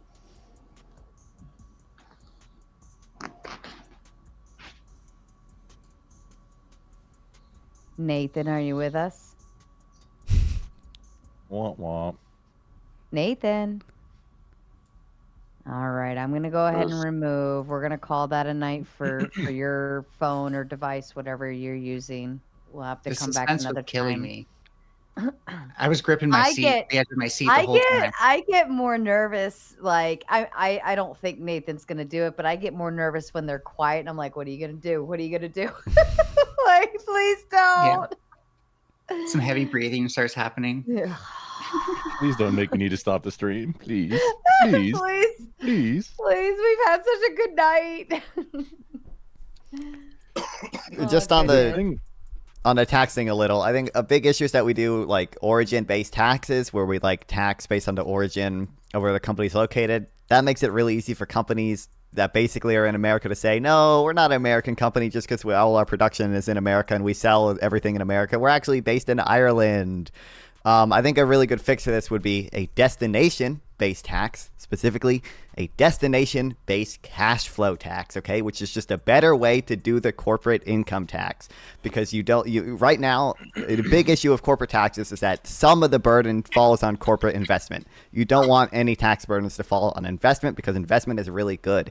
A cash flow tax allows for the immediate expensing of all investment. So we should do destination-based cash flow tax. Look it up. Republicans call it a border adjustment tax. It's based. Are you thinking in a tiered bracket type method, kind of like progressive income tax, earned income tax? Honestly, I would not have a problem with a cash flow tax be corporate flat. taxes generally penalize smaller business entities because they just can't deal with as much volatility in operating. The increase in operating costs, additional taxes and regulation hurts smaller businesses. So actually, another really good thing about the cash flow tax is that on that maybe you tax cash flow. If you have a negative cash flow, you get taxed negatively. So you might get a tax credit for next year. So if a small business has a negative cash flow for a few years, they won't pay any taxes until they actually become profitable, and they can use up their tax credits before they pay any taxes. It's awesome. In my defense, I also said I changed it to tax the rich once I realized I was being too specific anyways. The rich are taxed, okay? Tax them more. Why not eat the rich? No one ever stands up for the richies, okay? Are you saying we don't need the rich? Because everybody hates the rich. Do you have the courage to hate the poor? No. Yeah. Well, no. Well, okay, listen. I hate the middle class more than the poor, but, you know. True. I'm not brave we enough should to be tax the middle I class. hate you too. Double what we currently do. To be smart and then act stupid would be like a bravery I'll never know. I'm sorry. I have no words. I used to be poor and I hated every minute of it. Same. Oh yeah, you hate being poor. Therefore, I hate poor. That's what if one there way were to no look at it. poors? Gemini. You know you're working for when everyone wants to tax other countries, pass the raising prices to the customer, but the last thing they want to do is raise these trillion-dollar companies a little bit of taxes. You know you're working for when that's the last resort. Everybody is not afraid of like trade agreements falling off, not afraid of your resources getting everybody drinking then let me get my juice. Everybody is not afraid of the prices rising, but when it comes to the companies, oh my god, poor companies. How is Apple going to make iPhone 17 next year if we tax them more 5%? I can't believe it. Well, they're gonna relegate all their intellectual property to Ireland. Thank you, Carter. And they're still going to buy an iPhone anyway. And they're still going to pay what? No tax? Like, what are they paying concretely in taxes? Way more than the defense industry. I don't know. By what? By percentage? They're probably paying less taxes than you. Well, sure. Businesses are taxed on profits, essentially. Oh, absolutely. And on capital. Yeah. And when most of your profits, not revenue, right? So and when most of your profits are literally speculation, and they are stock market that you'd never close positions, you just keep buying and buying and buying and buying, and you don't pay to the owners of those, like you don't pay salaries to these rich people, like you can always get away with it, right? Because most of these companies' value is not on what they produce, is on the stock market. That's why when Jeff Bezos got divorced, he had to pay his wife with stocks. Why didn't he pay with like assets or real money? He paid with stock because most of this value of this company is speculation. And that's what they actually like. They don't like to create new jobs. They like to reinvest and buy back their stock. These already making a tremendous amount of money. I'll do the same. The stock is what like finances investment and creating new jobs is the thing. It's supposed to protect against taxes, and then also with the stock, it keeps up with inflation by increasing your dollars. So it's not necessarily a bad thing that they're keeping them in stocks. When you say protect against taxes, do you mean like evade taxes? But you keep talking about trickle-down economics, as soon as they sell the stocks, they have to pay capital gains tax. So if they don't close positions, they don't pay nothing.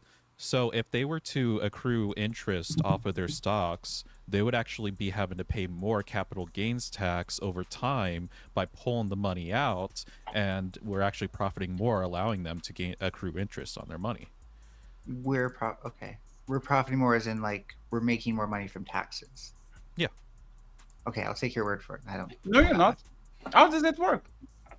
Because when you sell stocks and you accrue money, you have to pay capital gains at the end of the year. So, but how do we benefit from letting them keep buying, never closing positions, never like you don't benefit nothing from it because you're not going to see the money. Because if we were to just constantly tax their current stocks that are in there, the stocks would never increase in value, and so there would be no incentive for them to jump into stocks. And it would kill investment. Stocks only really accrue on average about 10% per year, and the tax policies that you're wanting to put in there are 10% or more. So there would be like no incentive for them to put it in stocks at that point, and because would just crash. No, because there's brackets. They are not taxing the first million, the first 10 millions, the first 30 millions. They're taxing you above a certain threshold. It's not 10% flat on everybody. It's 10% based off above income, though. That's based off income and revenue. This is not stocks. Stock markets are a completely different tax. No. So they are not getting taxed, right? Because they don't close positions. The people that actually are proposing them to be taxed, they are not saying every time you close a position we're going to take 10%, 20%, whatever. They are saying, but that's how it is now. Huh? But that's how it is now.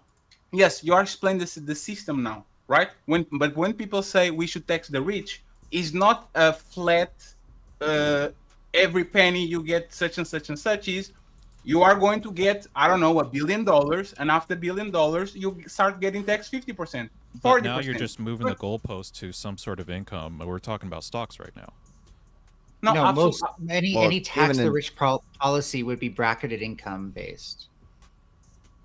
Yeah, Kamala. I'm not getting argued agreement because I agree with you. Maybe earned income or capital gains income, or royalty income. They don't get no salary. Those people get no salaries. That's the loophole. They're all different types of income. And I was trying to connect what Fatty seems to be a loophole and what I see as a loophole to what Tiki was saying is tax protection. Yeah, to a degree, yes. Okay, so again, like we're all still confused as to how that benefits the American public. Because as they have them in stocks, we all have our, it's somewhat divided between like general Kamala supporters and general Trump supporters.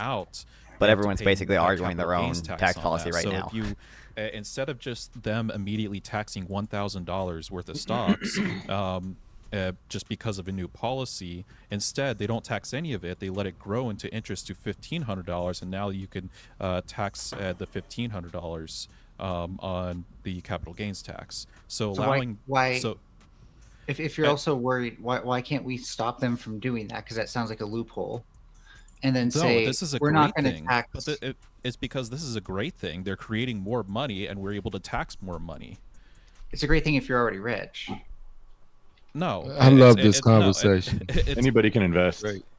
And the government's getting tax out of stocks. It's like when you sell the stocks, the capital gains tax come out of it, and if whoever invested accrued interest on his money, then he's going to have to pay more taxes. Right. So you pointed out that a 10% tax rate would demolish like this entire kind of market, right? Yeah, because on average, you only make about 10% interest on stocks per year. Right. So what if we're only taxing like the 10% on the ones that make 50% back on that year on what they made or something like that, something above a certain percentile, so that way we're not just taxing every single person with the stock.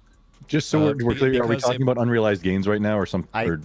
Yeah, are you saying a 10% unrealized? Unrealized. Talking about unrealized gains taxes? Okay. This is unrealized. I don't know what the fuck I'm talking about, by the way. Don't listen to anything. So unrealized gains are the gains that you achieve in stock without selling them. The realized gains is when you sell the stocks and you've come out of it with a profit.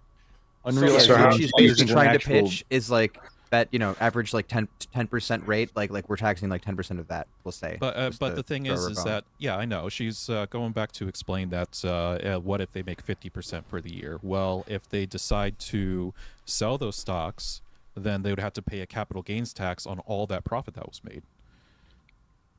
Okay. Ticky tack.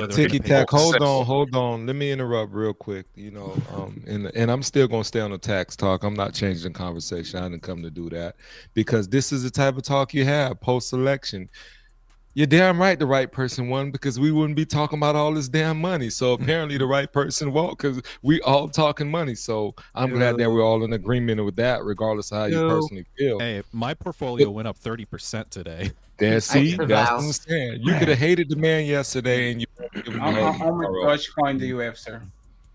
But look, ticky tack. Let me say this real quick. So you're right when it comes to the capital gains tax, but I will say this: people who do that, they're smart, because what they do is they take out their money and they immediately dump it into something that's going to give them a loss, so they can write that off and break even, right? You're not going to get this capital gains tax and go splurge on some stupid thing. You're going to put it into a house, something that you can get your money back. You're going to do it in a home modification. If you're a company, you're going to put it in buying fleet vehicles for your staff. Like, there's ways to get around this capital gains. You put it in something that you really going to get a loss, right? It's called tax harvesting, that strategy. But yeah, exactly. And so that's all I'm saying. So that's why I'm not worried about that. The people who do it, they do it well within the strategy, as you just mentioned, Grumple, right? Tax harvesting. So there's ways around that. We're talking about the regular American who doesn't know that, and they came up on some penny stock,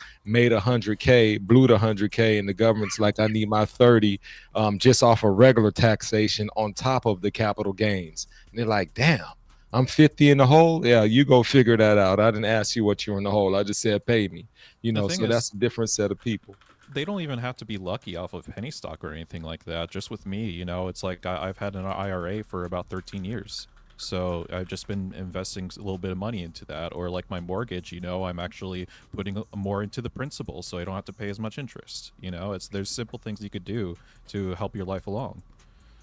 Are you going to take that out when you retire, though, to avoid the penalty? Because it depends when you're pulling that out. That's another aspect of it, right? If you have that's long game. So you're not doing it. Once again, you're not facing those same taxes, because you're like, I'm going to pull it out at the right time where I can walk away scot-free. So, it depends what your strategy is. Yeah. And may I just point out, Tiki, can I just point out real quick? Sure. Tiki, I hope that works out for you, by the way. Because personally, this isn't supposed to be like, I hope it works against you, but I do think like the fact that the market is speculative, and that's where we're seeing all the value rise as a result of the election of Trump. It's also going to kind of like cause a lot of spending in the market that isn't accounted for, and like with real kind of like financial backing. And that's probably going to bring the stock market in, not into like a crash or anything, but it's going to cause it to dive afterwards. This is just kind of what I've seen happen. Isn't this a response to tariffs, though? Well, no. I'm hoping that a lot of us has learned from the 2007-2008 subprime loan crash that the stock market is solely based on confidence, and the idea is that we should not move out quickly whenever we see a threat ahead. We should just keep stable and keep going with what we have. Except people who have millions of stocks in their portfolio will do that with a huge percentage of their stocks, because when you have more stocks, it's easier to do both at the same time. No. Everyone should do the same strategy. Either you have $1 or $1 billion, you should actually hold it. Like that's like you can That's bet not what we against. see, though.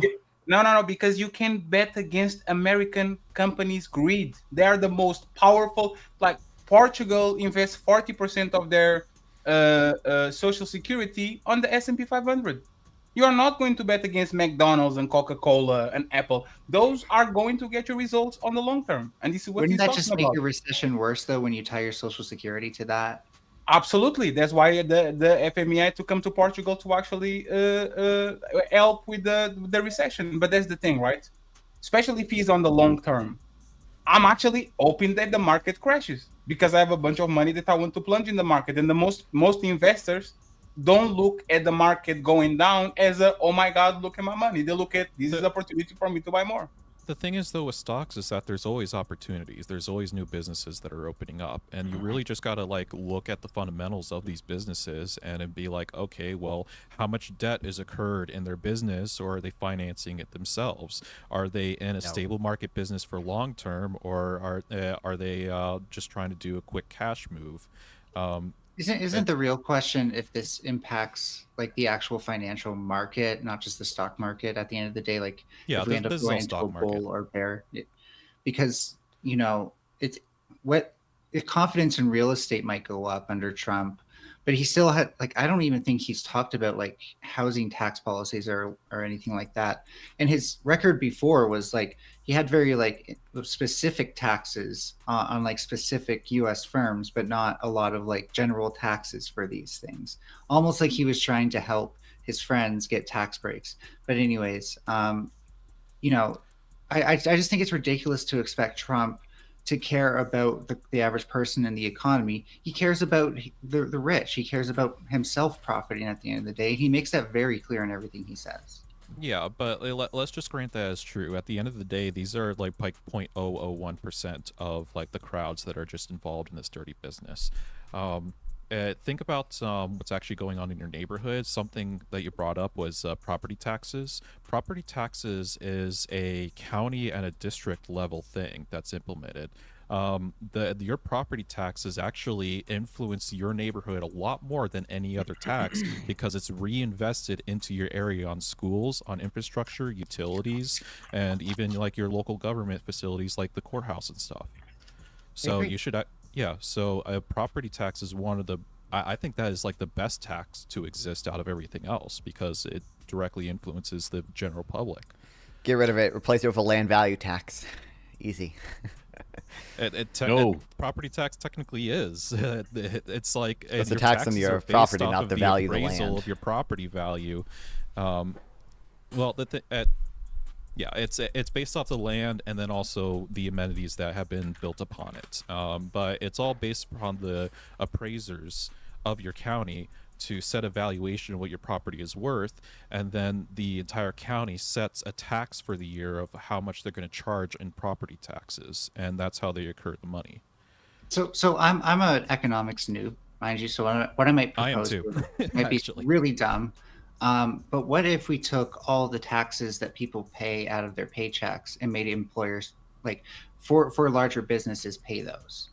That's not how payroll taxes at the end of the day almost always fall on workers, not employers. Right, but it goes half and half. Payroll tax is half and half usually.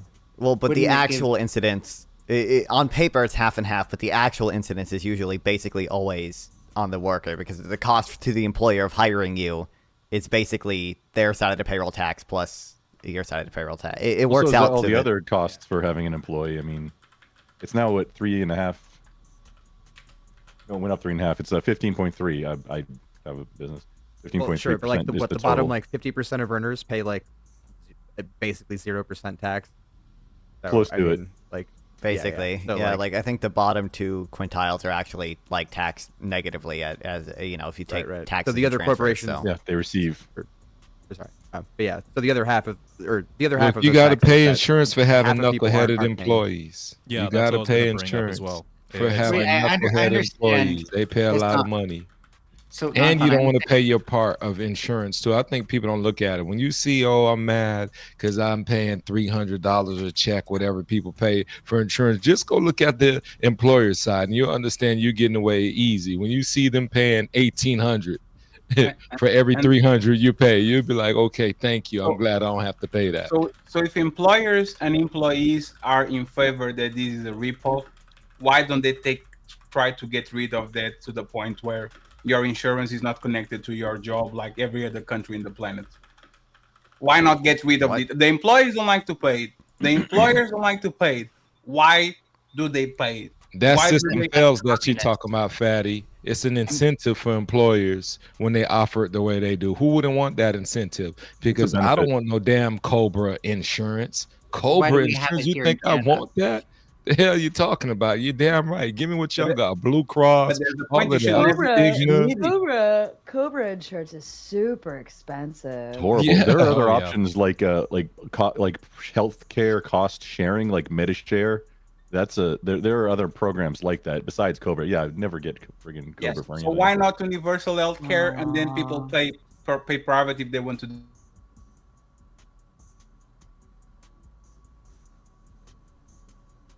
Like the $3 trillion that you guys spend on Iraq, like you could. Yeah, we could quit spending that money too. I'm all for it, but yes, actually, it becomes cheaper. Sister. It's cheaper for you to actually have universal health care than for you to stop it, Fatty. Stop it. I don't want universal health care. I don't want it either. Look, let me tell you, doctors. What you think is going to happen? I need you to be taxing. You don't get worse doctors. I need capitalism. What stops you from going to a private hospital? All right. We have universal health care and I still have private insurance. You know what it cost me? I'm an obese motherfucker, $50. What's worse about our doctors, Gemini? So my question is why not get the same system? Okay, how does that make your doctors worse? Worse. The efficiency or the quality of service decreases if there's no incentive to give good quality service. That's not true. Private hospital. Healthcare is a credence good, so it doesn't have good market feedback. Not every doctor has to participate in universal healthcare. That's enough to understand. I'd like to find a doctor, a very rich doctor to marry. Man-made media TV comes in with the big five. He says Democrats raised $1 billion from the rich is proof we are witnessing a political realignment in real time.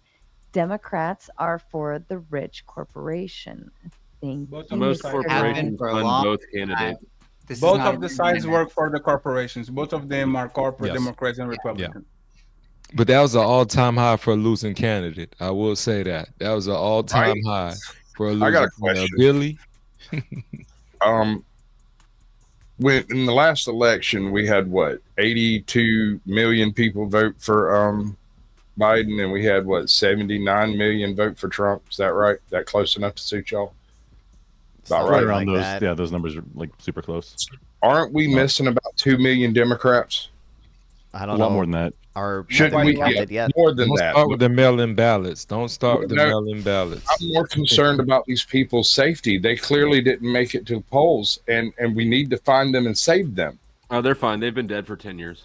Oh, that yeah, true. I mean, I'm pretty sure. Yeah, I some mean, of them realize that like nobody would have won the election if we took for if not voting counted for voting for nobody, we would have elected nobody.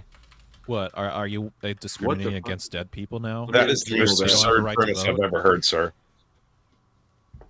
Okay, so like if less than 50% of a state votes, of most states vote, like would you say that like someone overwhelmingly like won the election and like has most of Americans' support? It's only those that vote that are counted.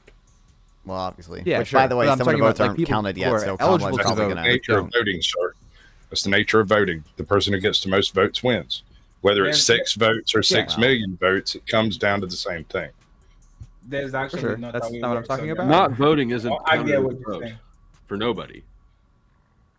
Man, when I was a kid, I'm analyzing Smurfs, the number of non-voters. Let me say this here. Look, when I was a kid, the Smurfs, it was a great cartoon. I enjoyed it a lot because I was young. Now that I'm older, the grown man version of it sucks, right? Because we got Sarah around here. She's putting on lip gloss. Like, I'm not Papa Smurf, Grumpy Smurf. Nobody's paying her any attention. She's being a gracious host. She's listening to this tax talk. Look, y'all need to invest in her. That's how I look at it. We talking about all these investments. But you know what? Nobody's shot their shot. Nobody's like, can I get a one-on-one date? They're smiling. They're flexing their money. They got rich people problems. I'm not in that category. Tic Tac, we got Fatty. These are rich people. I'm just a regular commoner, Sarah. So I'm going to let them continue the conversation. I'm still going to listen to it, though, casually up here.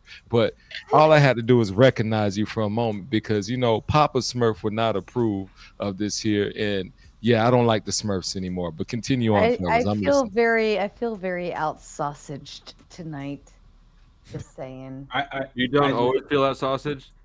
I always feel out sausaged. So how is this different from any other night?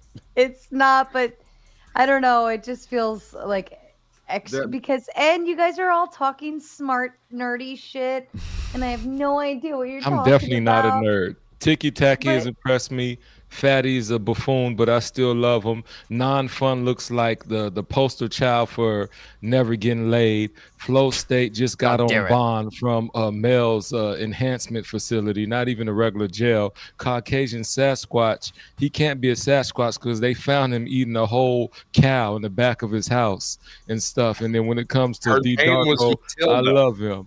Like if John Non-Wick was a character, you would be him. No shades, similar hairstyle, not quite elegant, no guns, not a threat to society. Tiki Tac, I love you. Anybody that wears a mustard shirt and has like a Mr. T, really is balding, but I don't care. We'll just call it a Mr. T mohawk just so you'll feel better about it. Just don't turn sideways because we don't want to see the reality of who you are. And then once again to Grumple, he's doing okay. Look, you are your boy down bad. This is like you're going to be Mission Impossible 47. Like this is where he should have stopped like 20 movies ago, but nobody told him. So Tom Cruise kept on trying to do it. So yeah, Mission Impossible 37. I won't go as far as 47. That's you, Grumple. So nice meeting you, fellas. The outside of the ones I already know who are reckless. Are you leaving? Hold on. No. Melanie Cosmic. I apologize. You need a nap, dude. Like you seem like you need a nap. Stay there. Don't go. God damn it. I always need a nap. Oh God. I'm the same way. Fair enough. I'm the same way. God. This man, your knees. There's no way you're still having. There's no way you're still actively having sex with knees that bad. Like what I just witnessed is like a broken slinky. Hey man, you know how you put the slinky on the stairs and it never falls? Like, oh man, that's a rolling chair. OSHA does not approve, sir. That's gonna get fined. Man, somebody, where's the Tin Man? Let's get him some oil immediately for every joint in his body. Let's even put it in his ears, like every just possible. Careful. Look, no, I'm not leaving. That was just me being lighthearted. I'm back. Let's carry on the Bad Gemini can see when I'm getting bored out of my fucking mind, and so he came to ruffle my feathers a little bit. So are we shooting shots? Is that what we're doing? Shoot your shot. Oh yeah, let's do it. Yeah, I'm actually shooting literal shots. The Trib one is shooting his shot. He comes in with a big 2. Gemini is cooking. It takes me back. Haha. Win. Thank you, Trib. Listen, just to be clear, shoot your shot. I'm just Sarah, I'm like a third of the way to your requirements. If you're not busy next Thursday. No. I'm a good, Christian conservative. That's me. I'm waiting till marriage. Okay, that's why I don't get laid. Okay, that's the reason. Yeah, me too. I have my purity ring, obviously. I apologize for turning this into confessional. Look, take that up with your local Senate and House. Like that was not my intention. Like I'm not the proper authority to help you with this here. I apologize. Listen, hey, we need the YouTube Pope to come absolve these gentlemen of sin. Pope. I am completely free of sin. Okay. Pope. What happened? Pope. We need the Pope. Sorry, I was not listening while I was screen recording my teabag. What? You know how it works. Get some holy water. What you need? Who needs a blessing? These two gentlemen over here who are confessing. All right, do a Hail Mary, send in a super chat, and bless you on your way. Who else needs some shit? I'm handing out. I'm feeling forgiving now. Hey, I like this modern vibe.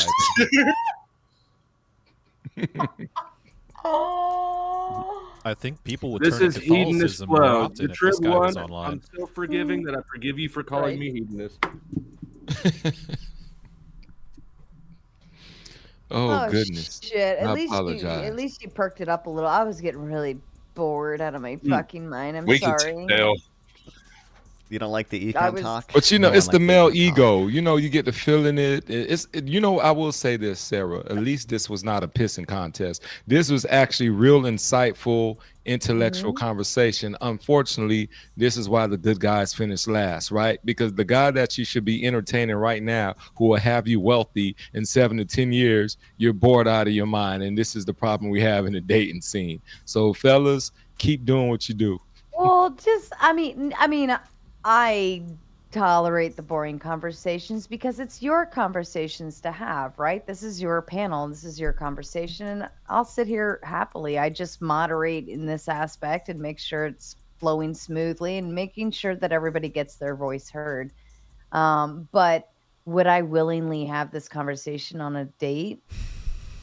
Oh, yeah, you would, right? That's what we're getting out of this. Obviously, I'm totally a catch. Yeah, he is. Did you see him open my mouth when I teabagged him? Damn right. So Naomi is requesting that I put the fur baby underneath Flo. No problem. You paid for it. You get it. All right. Damn. Yeah, I mean, and I think that that's kind of like, I think that that's kind of a piece of it, right? Like, yeah, I understand. Where did the Furby go? The Furby's probably taking a shit. Okay. The little hamsters. I don't want to the do that. Hamsters poop. They poop little pellets, right? You said doo doo. They go doo doo. They do that. Doo doo. But I think like if it would like would I choose to sit through this conversation with somebody I'm trying to do other things with? Absolutely not. Maybe we should go around the panel and everybody should say what sin they ask my forgiveness for. So it's sort of a confession. All right, confessional time. Starting with you, Caucasian. I'm just too great. Forgive me. Denied. Straight to hell. Thank you. Bless you, my child. Bless you, my child. My confession is I need a man to give me a reason to shave my legs. I need something to do. That's my confession. Your confession should be for telling me not to interrupt you while I'm actively interrupting you, and for that you're forgiven. Amen. But she didn't interrupt me. Say something long. Long. Interrupt. Next. Non-prawn. You know, my confession is I gave your mother a reason to shave her legs. That's my confession. Okay. Well, the joke's forgiven on you, and straight to heaven because of that. That was a good burn. Straight to heaven for you, Sir Sainthood. I hope Mama Tomato's not still in the chat and listening, because if she is and she says I'm here, then I will immediately remove you from the panel for Straight making your to mama hell, jokes. maybe. Whose mom were When? you talking about? I assumed it was mine, but it might have been yours. I thought it was mine. I was talking about Flow State's Just mom. because but... you're both egotists. Okay. Well, if it's Flow State, you're narcissists. But it really was all about me. So. Woo, Naomi's got me. This is why I like Naomi. Yes, ma'am. Don't tell her. Fatty, you're forgiven for never having a shirt. I think Naomi needs to confess, but So yeah, my- go ahead, Fatty. My confession is I fake an accent and I pretend I live in Europe, but actually I live in Indiana. I'm sorry for that. I'm sure you're from Alabama. I'm from Indiana. You guys got me. And before the Furby goes, Benedict comes in with the big five. In the last 5 contests, the Democrats secured between 65 to 69 million votes in the presidential election, with the exception of Biden, who got 82. So That's exactly the question I came in asking. No, it's clearly because of COVID. Yeah, we had mail-in ballots. Like everyone got their mail-in ballot. We had record turnout. How did Trump win the popular vote unless it was rigged? True. Republicans never win the popular vote. That's suspicious, right? Wow. There's no better opportunity from Chuck. Oh wow, dude! Like, are you really hide behind the blue flag like that? I'm reading Chuck's message. Chuck in Tennessee comes in with the big 5. Flo, that holy water, thought that was Grid's 8. Is it not baby oil? I need to read these before I read them out loud. Here's to you. Here's to you, Chuck. What the?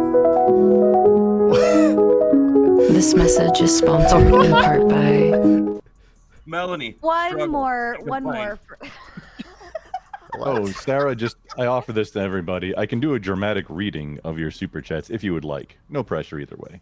But I do the sexy ASMR 1-900 fuck a lot. Yeah, yours is probably better than mine. So nobody complains.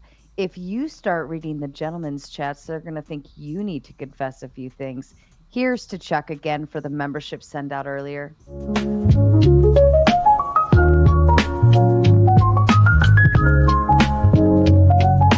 This message is sponsored in part by. Yeah, I think I read them a lot better. I didn't know Portia was back. What the fuck?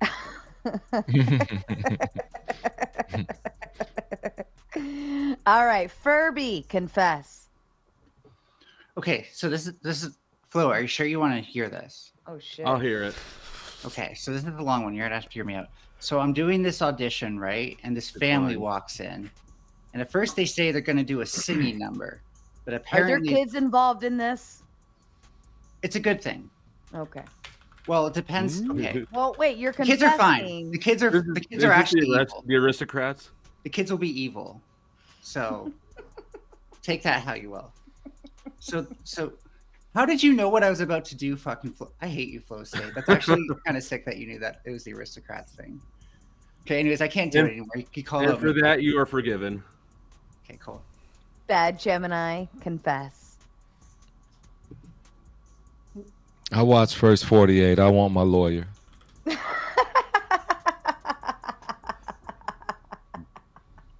No more questions for you then. You're forgiven. Dr. Darko, also known as dubbed the other night, Dr. Dickhead, according to the chat, but we're going to go with Dr. Darko tonight. Sure.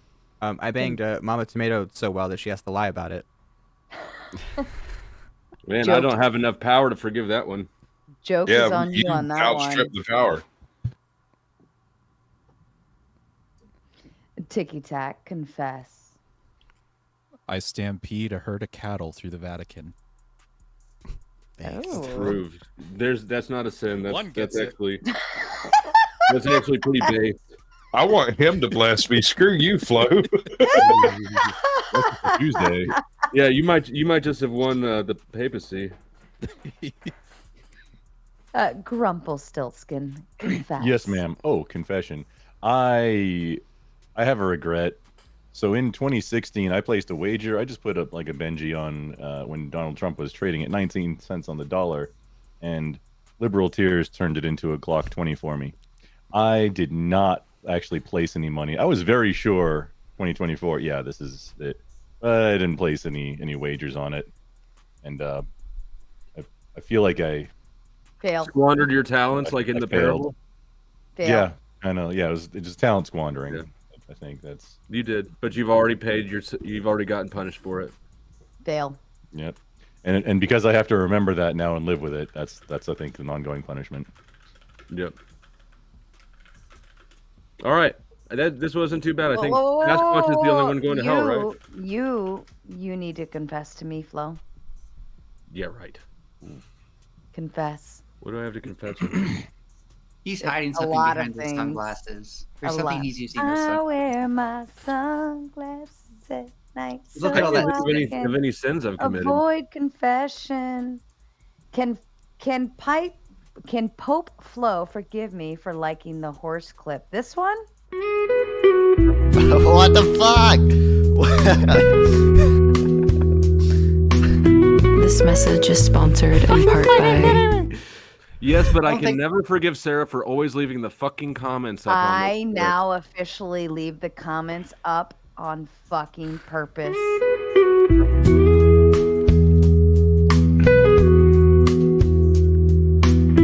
This message is sponsored in part by. Sarah, I love how naive you are that like that's the only horse clip on the internet someone could be referring to. Like there are some horse clips that you can watch. I know definitely worth I know that Chuck is specifically referring to the horse clip. I don't Ninetales, know. this is not a Vouch stream, okay? Exactly. Yeah. True. Hey, by the way, Sarah, I do have to head out, but last words. Yeah, thank you very much. Okay, I reached 1,000 subscribers today because of you, Sarah. Oh, congratulations! I'm so happy for you. Yeah, thanks. Keep enjoying talking to all of you. Yeah, thanks again, Sarah. We'll put your link backstage if you want 1,001. One thing on fun. Do you Sure. want to debate on green energy? No, I want to debate you on green energy. I bet you guys can email this. No, I want to debate you on green This energy. could have been an email. Green energy is No, not. I'm Patrick.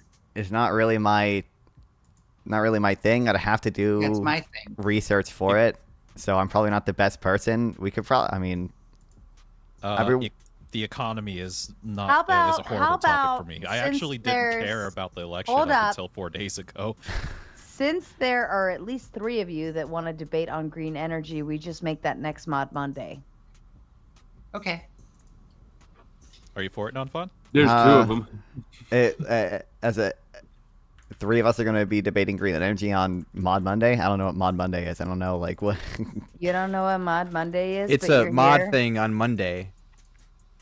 Moderator Monday. Like this. It's like this, but it's here on Monday. It's more I mean, structured. There's only 4 of you, and then we have the hot seat coming in. I bet these all could be emails.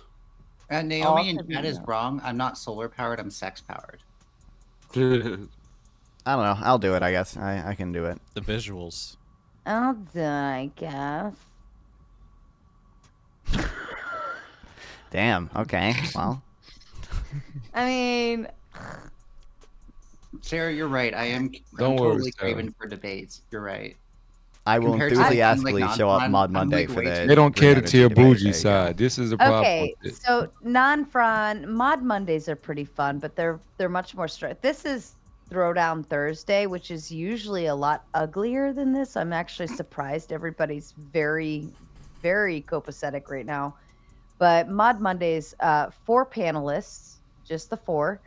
And then we have the hot seat, and that starts about 30 minutes after you guys have your first 30 minutes, right? So then the hot seat comes in, and then we kind of go into open panel dumpster fire after 2 hours. But Mod Monday is like it's the debate night. It's where like it's set up. This is what's going on. This is the topic, and this is what we're talking about. Throwdown Thursdays are shit shows. Or do you want to like put this on the shelf and maybe do something in December? Why December? So it gives non-fun a little more time to figure out the Does topic. Does he need time? To I mean, figure green out energy is not my topic. Like.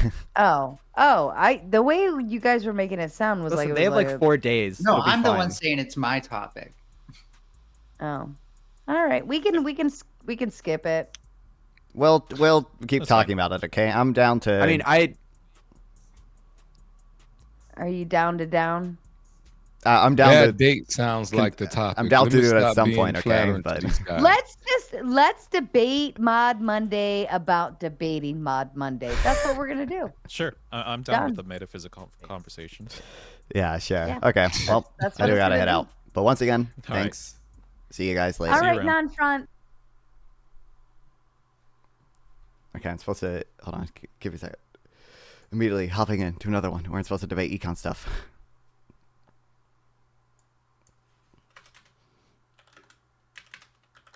How do you spell Keynesian?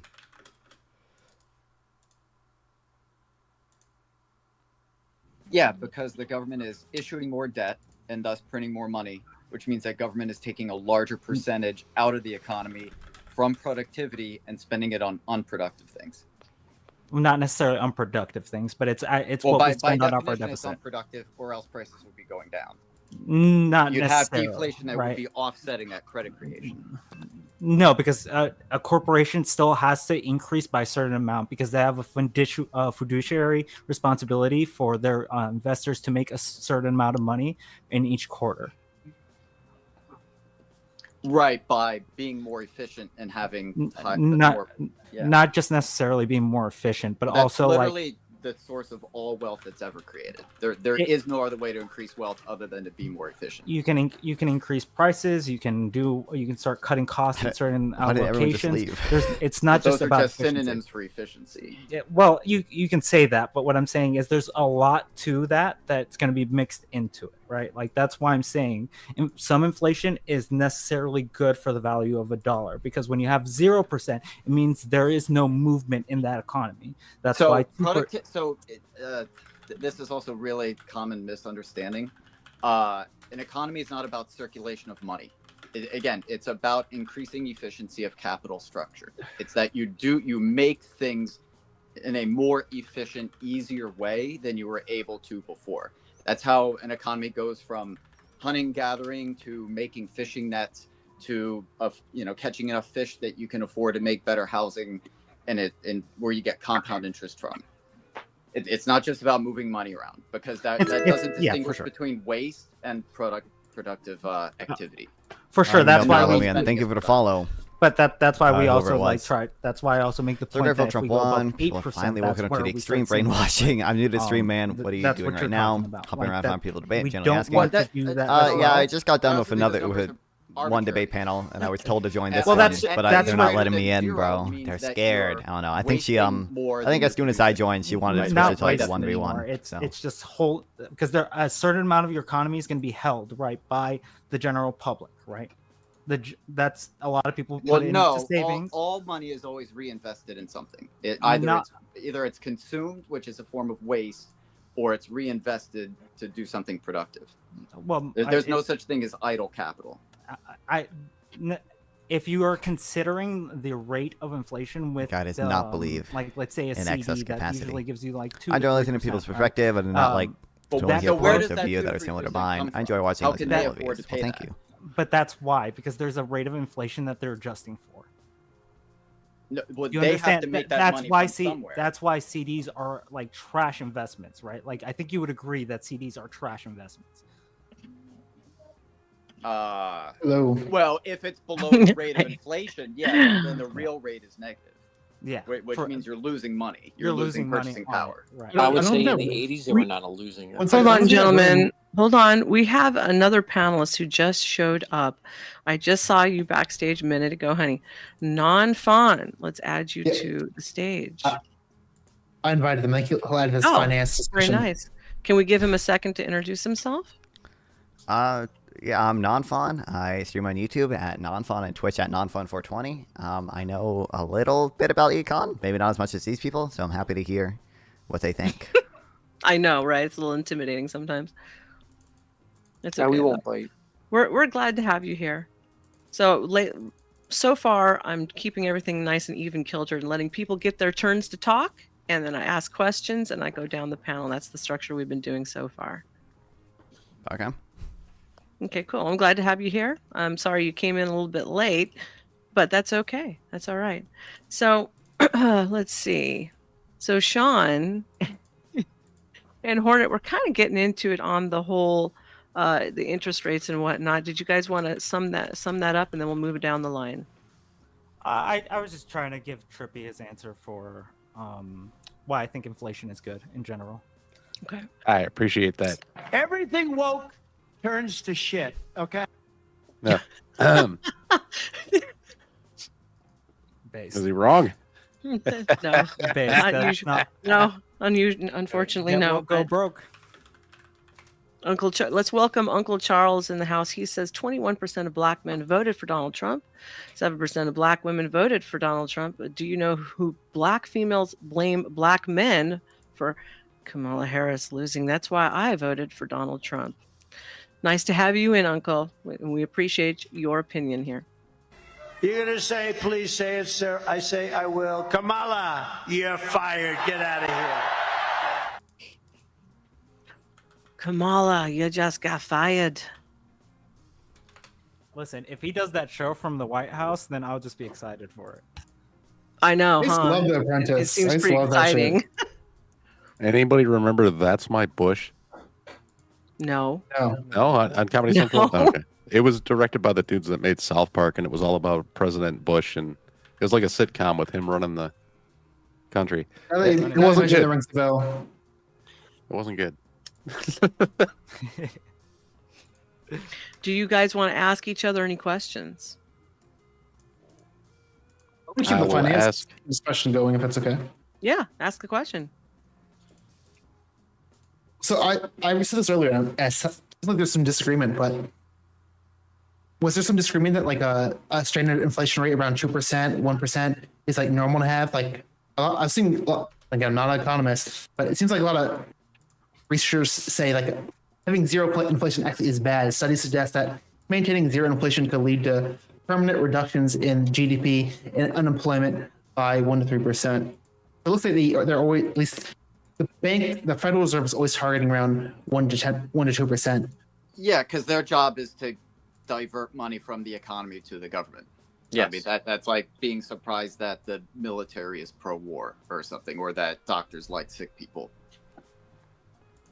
And that's the Fed's only job, is to divert money from the economy to the government. Yeah, you can also offset the numbers by lowering the money supply. So if you got paid more as an increase in your wages through, a tier bump or something, and you took that money and you paid off your mortgage, you're lowering the money supply because money is a debt instrument, and you're increasing wages. You can technically have a net zero. So there is ways of getting a net zero without, crashing the economy. Well, you also have to factor in all the trade negotiations that the country is doing. You have to factor in the amount of work that's done by each part of our taxes, right? Like we consider like the military and all these other things very important. So like you have to factor that in. And yes, obviously they're going to pull money from circulation to help that out. That's kind of how you run a country. Well, but that doesn't mean those aren't expenses. I mean, those are still, you can ask a formally question. speaking, in economic terms, that's still unproductive activity. It's not generating resources. Now, you can argue that it's necessary or that you need, safety or something, but in purely economic terms, it's not productive. It's still a cost that you're bearing. I would agree with you there. Like I would say that those are costs really in general. When we like spend in our military, we spend on road work, we spend all of these. Those are costs that we're eating, right? So that's generally why you want that inflation rate at that level, so we don't like. Can you tie those two together? Because I'm still real fuzzy on how it's like, Yeah, Sean. I was going to actually ask you to address that, Sean. Yeah. Can you repeat that? So it's just like you're making an assertion, and then it's like, and then something happens, and then thus the result. And that middle part is really opaque to me. Okay, so when we spend out money, right? Like when we spend our money out, like our tax budget, which would be our deficit, right? When we spend that out, that money is generally not being put in quote unquote productive sources, right? We're funding militaries, we're funding aid, we're funding a lot of like different types of things. So when that money is being held out of our economy, the inflation rate that we're have to deal with as like a nation, so that the value of the dollar and the GDP doesn't drop, we have to have a level that would cover that, right? Like that we're all that money that's going out has to be like, essentially, you don't want to reprint too much, but you want to stimulate your economy enough that it's not killing it. Well, so wait, okay. So again, the idea of stimulating the economy is like a non-thing as well. Why not? It's that because that's just a form of waste. There's no way to know in advance what productive activity would be. Like that's why you have capitalism and private business. Well, yeah, but you can give money to people. Those efficiencies are. It's a problem-solving activity. We can give money to people and they'll spend it where they think it's most productive. You can just stimulate it by giving money to people who then spend where they think is most productive. Yeah, for sure. But when the government asks they you don't to know spend, what that is by definition, or else they'd be running a business instead of being in government. when the government asks you to spend money, what it's telling you is, I'm telling you what I want you to use for controlling behavior. So if I make something cheaper, I'm trying to get people to do something. If I'm trying to make something more expensive, then I'm trying to prevent someone from doing something. That's the whole point of spending money and taxing people on things. It's to change behavior. It's not about stimulating the economy. It's all about changing behavior. Now, behavior on one person is like the butterfly effect. Doesn't really do much. But when you do over millions, you cannot predict the inefficiencies of the economy to the point where if I do, play Puppet Master, I'm spending money and I'm not getting the rate of return that I want. And most of the time when you spend money like this, there's inefficiencies and it's not worth the money that you spend. There's massive inefficiencies when you do it this way, because all you're doing is trying to promote good behavior and prevent bad behavior with how you're spending money. Well, I mean, it seems like, like here's just like one example, like in the aftermath of 2008, we did do some stimulus, but we didn't do, for example, as much as COVID, and it took us quite a long time to recover fully from the 2008 crisis. We've never recovered. I put in the chat behind the scenes Peruvian bulls chart of this. Again, the economy has been flatlined since 2008 precisely because of that quantitative easing. That thing that was done it's the reason why everybody feels like they can't get ahead and everybody's depressed and overdosing on opiates, is because there hasn't been any real economic growth since that 2008 crash, other than a slight Trump bump. I'm gonna reject that. Like we have this whole phenomenon of what are called frying pan charts, where you can see we were actually below trend for a lot of things after 2008, and then the COVID stimulus shot us back up to the pre-2008 trend. You can see this in, for example, like real consumer expenditures. And how is quantitative easing responsible for slow growth? Like it's all just other than that you're notionally raising prices through increasing the money supply. Again, the economy itself has been stagnant. Just giving everybody more money doesn't make people more rich. I mean, this is like inflation 101, and that's exactly what's happened since 2008. Yeah, on paper. Sean, can I I literally said real consumer spending, like inflation-adjusted consumer spending. And also, I want to ask why you think quantitative easing is so responsible for this. But well, so we could pull up the chart, but yeah, I mean, so spending does not create wealth. Let's get that out of the way too. Wealth is created. It's Say's law. Production must precede consumption. You can't consume something that you haven't produced. All wealth that has ever been created in the history of mankind is from increasing efficiency of capital structure. It's only from doing things, creating more with less, that any kind of wealth is ever created. Spending itself is inherently wasteful unless it's engaged in a productive activity that creates more out of it than you put into it. Well, I want to hear why you think quantitative easing is responsible for that, but I also have my own opinions on like the, Okay, well, here's reasons what we're to going to stabilize do. effective demand. We're going to finish. Hold on. We'll finish up this part of it, and then I'm going to ask each a question, and then you guys can ask each other questions on any of these topics that you want to readdress. Okay, go ahead. Thank you, Wise Kanye West, for the 5 bits. Go ahead and finish your thought, and then we'll move on to the next segment. Me? You want me to finish it? Yeah. Okay. Yeah, I mean, like, I have my own opinions on, like, the reasons to stabilize effective demand. Yeah, I think that's probably good to calm the animal spirits to keep investment stable. But also, I do want to eventually hear why he thinks quantitative easing is responsible for slow growth or whatever. Go ahead, Sean. So demand is infinite. You don't have to stimulate demand. There's unlimited demand. People always need more.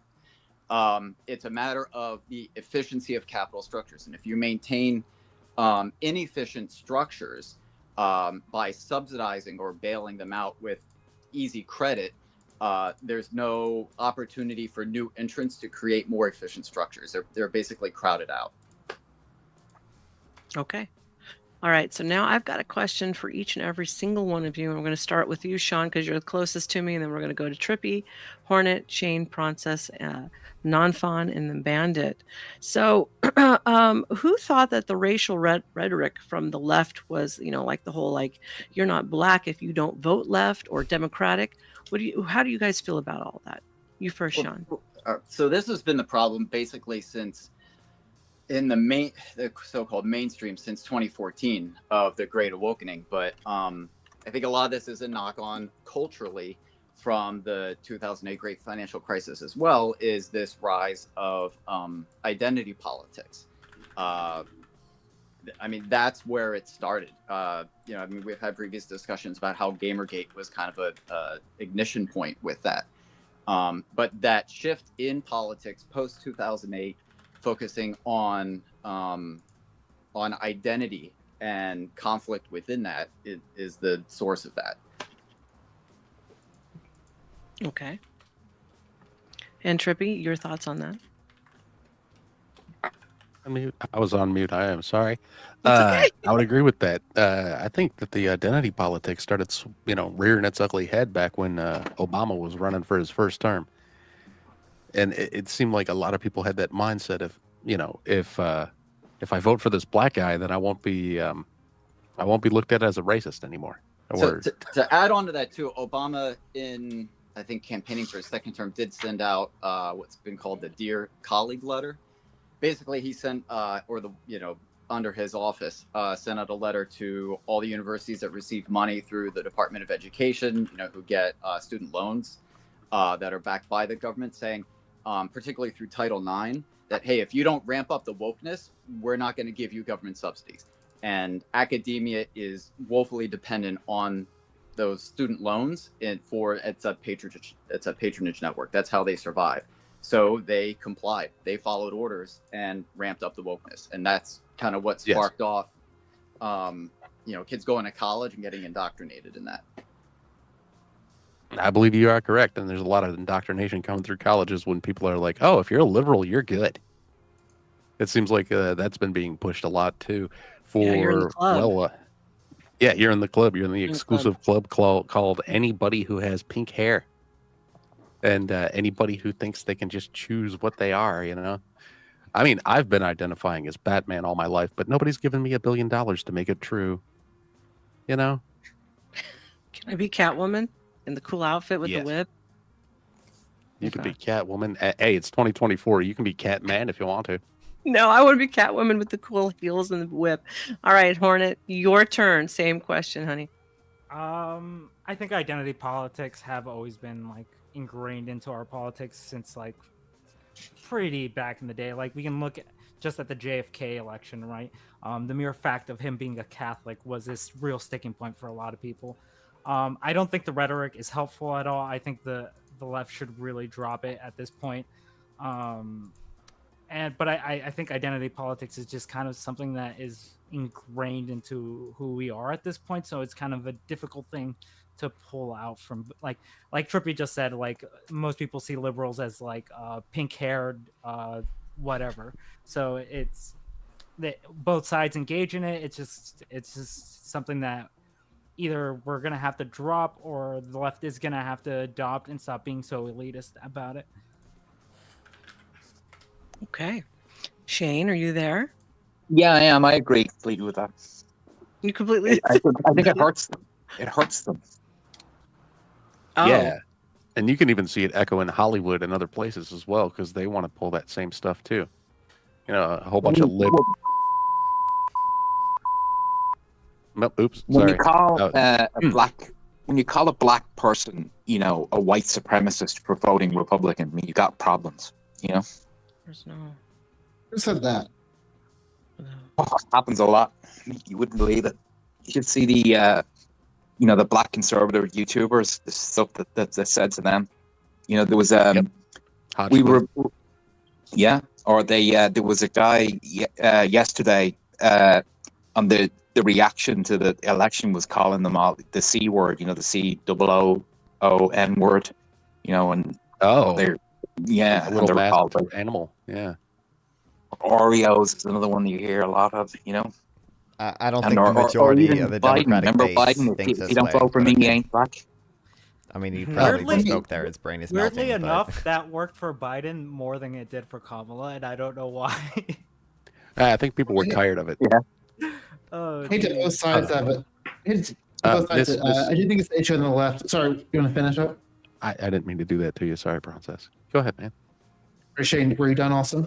Yeah, almost. I just think that, like, you know, when Michelle Obama comes up, I think she's awful. I think, you know, I think they're very divisive and hateful, you know, and the things she says, it's just, she's always ramped. They're always, everything is from a racial lens, you know. Hey, I think. Can I hand you a link for after Sean's done? Sure. It's to a little video, or actually after everybody's done, because, yeah. Sorry to cut you off, Shane. I called him Sean. I'm sorry. And we used to know that as the genetic fallacy too. You know, not to be like to invoke the fallacy or something, but you know, the source of an idea does not necessarily have the weight of, you know, you should evaluate an idea based on its own merit, not the. Thank you again. Why is Kanye West for the five? If a bum on the street bits. tells you that E equals MC squared, it doesn't mean that's not true because a bum told it to you. You have to evaluate the statement itself. And since the Great Awakening in the early 2010s, it's like that went completely out the window. Now suddenly everything is judged by the identity of the person saying it, as opposed to the content of what they're actually saying. You know, we should treat it like the Turing test, where you don't know who the speaker is, and you can only go based on what they're saying. I think it's kind of fun. We're talking about this when like Trump has said some of the most insane stuff on air. I think none of us would say, none of us dispute. We can go all the way back to 2015 when they made like comments about Mexican immigrants. We're talking about 13. I didn't cut off here. So let me just finish up my thing. Even during his presidency, he proposed a Muslim ban. More recently, there's obviously those comments about Haitian immigrants eating certain animals. I think we can all agree that's probably not true. So if we want to talk about like these racial politics, we also have to like talk about maybe other people are guilty on the right. That's not racial. They're foreigners. And they're criminal foreigners. Hey. Haitian? You think that's happening? Haitian immigrants are doing this? Hold. Obama had don't lose, don't lose that train of thought. Hold on. Okay, Self-made put 2 in chat for Princess to stream in School of Thought in a banana hammock. A banana hammock? A banana hammock. Had a little comedy break. All right. Mr. Maxer, I get it. We're all feeling Dude, a Maxer thing? It might be. All right. Sorry to have interrupted you, but it was funny. I had to read that. And almost wrapping up, I just want to say also why we have a couple of finance people and non-fun here. I would love to talk also about tariffs at some point, but we did just do a finance, so maybe we can take a break. Okay. But we got to talk about tariffs at some point. Yeah. Do you guys want to talk about tariffs? Absolutely. Let's finish the one talk first. Yeah, let's talk about it. Was it non-fan and then Bandit? Yes. And then I think Dan afterwards. Is that the order we're going in? You're the host, lady. Yeah, I think so. Yeah, sorry. I was reading a question coming up on my phone. Continue. What?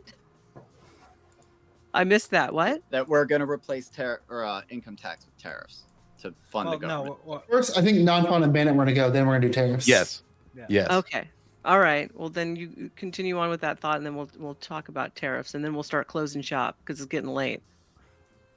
I mean, yeah, I think some of the identity politics stuff is dumb from the left. It's just like not nearly as big a deal to me as some of the other things the right does.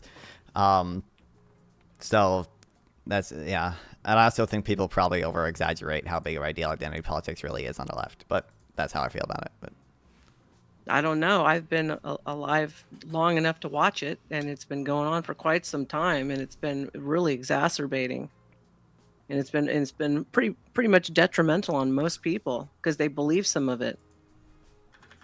What do you mean by detrimental? What's the detrimental to their way of thinking, and how they outwardly display what's going on behind the lies that they are being proposed to.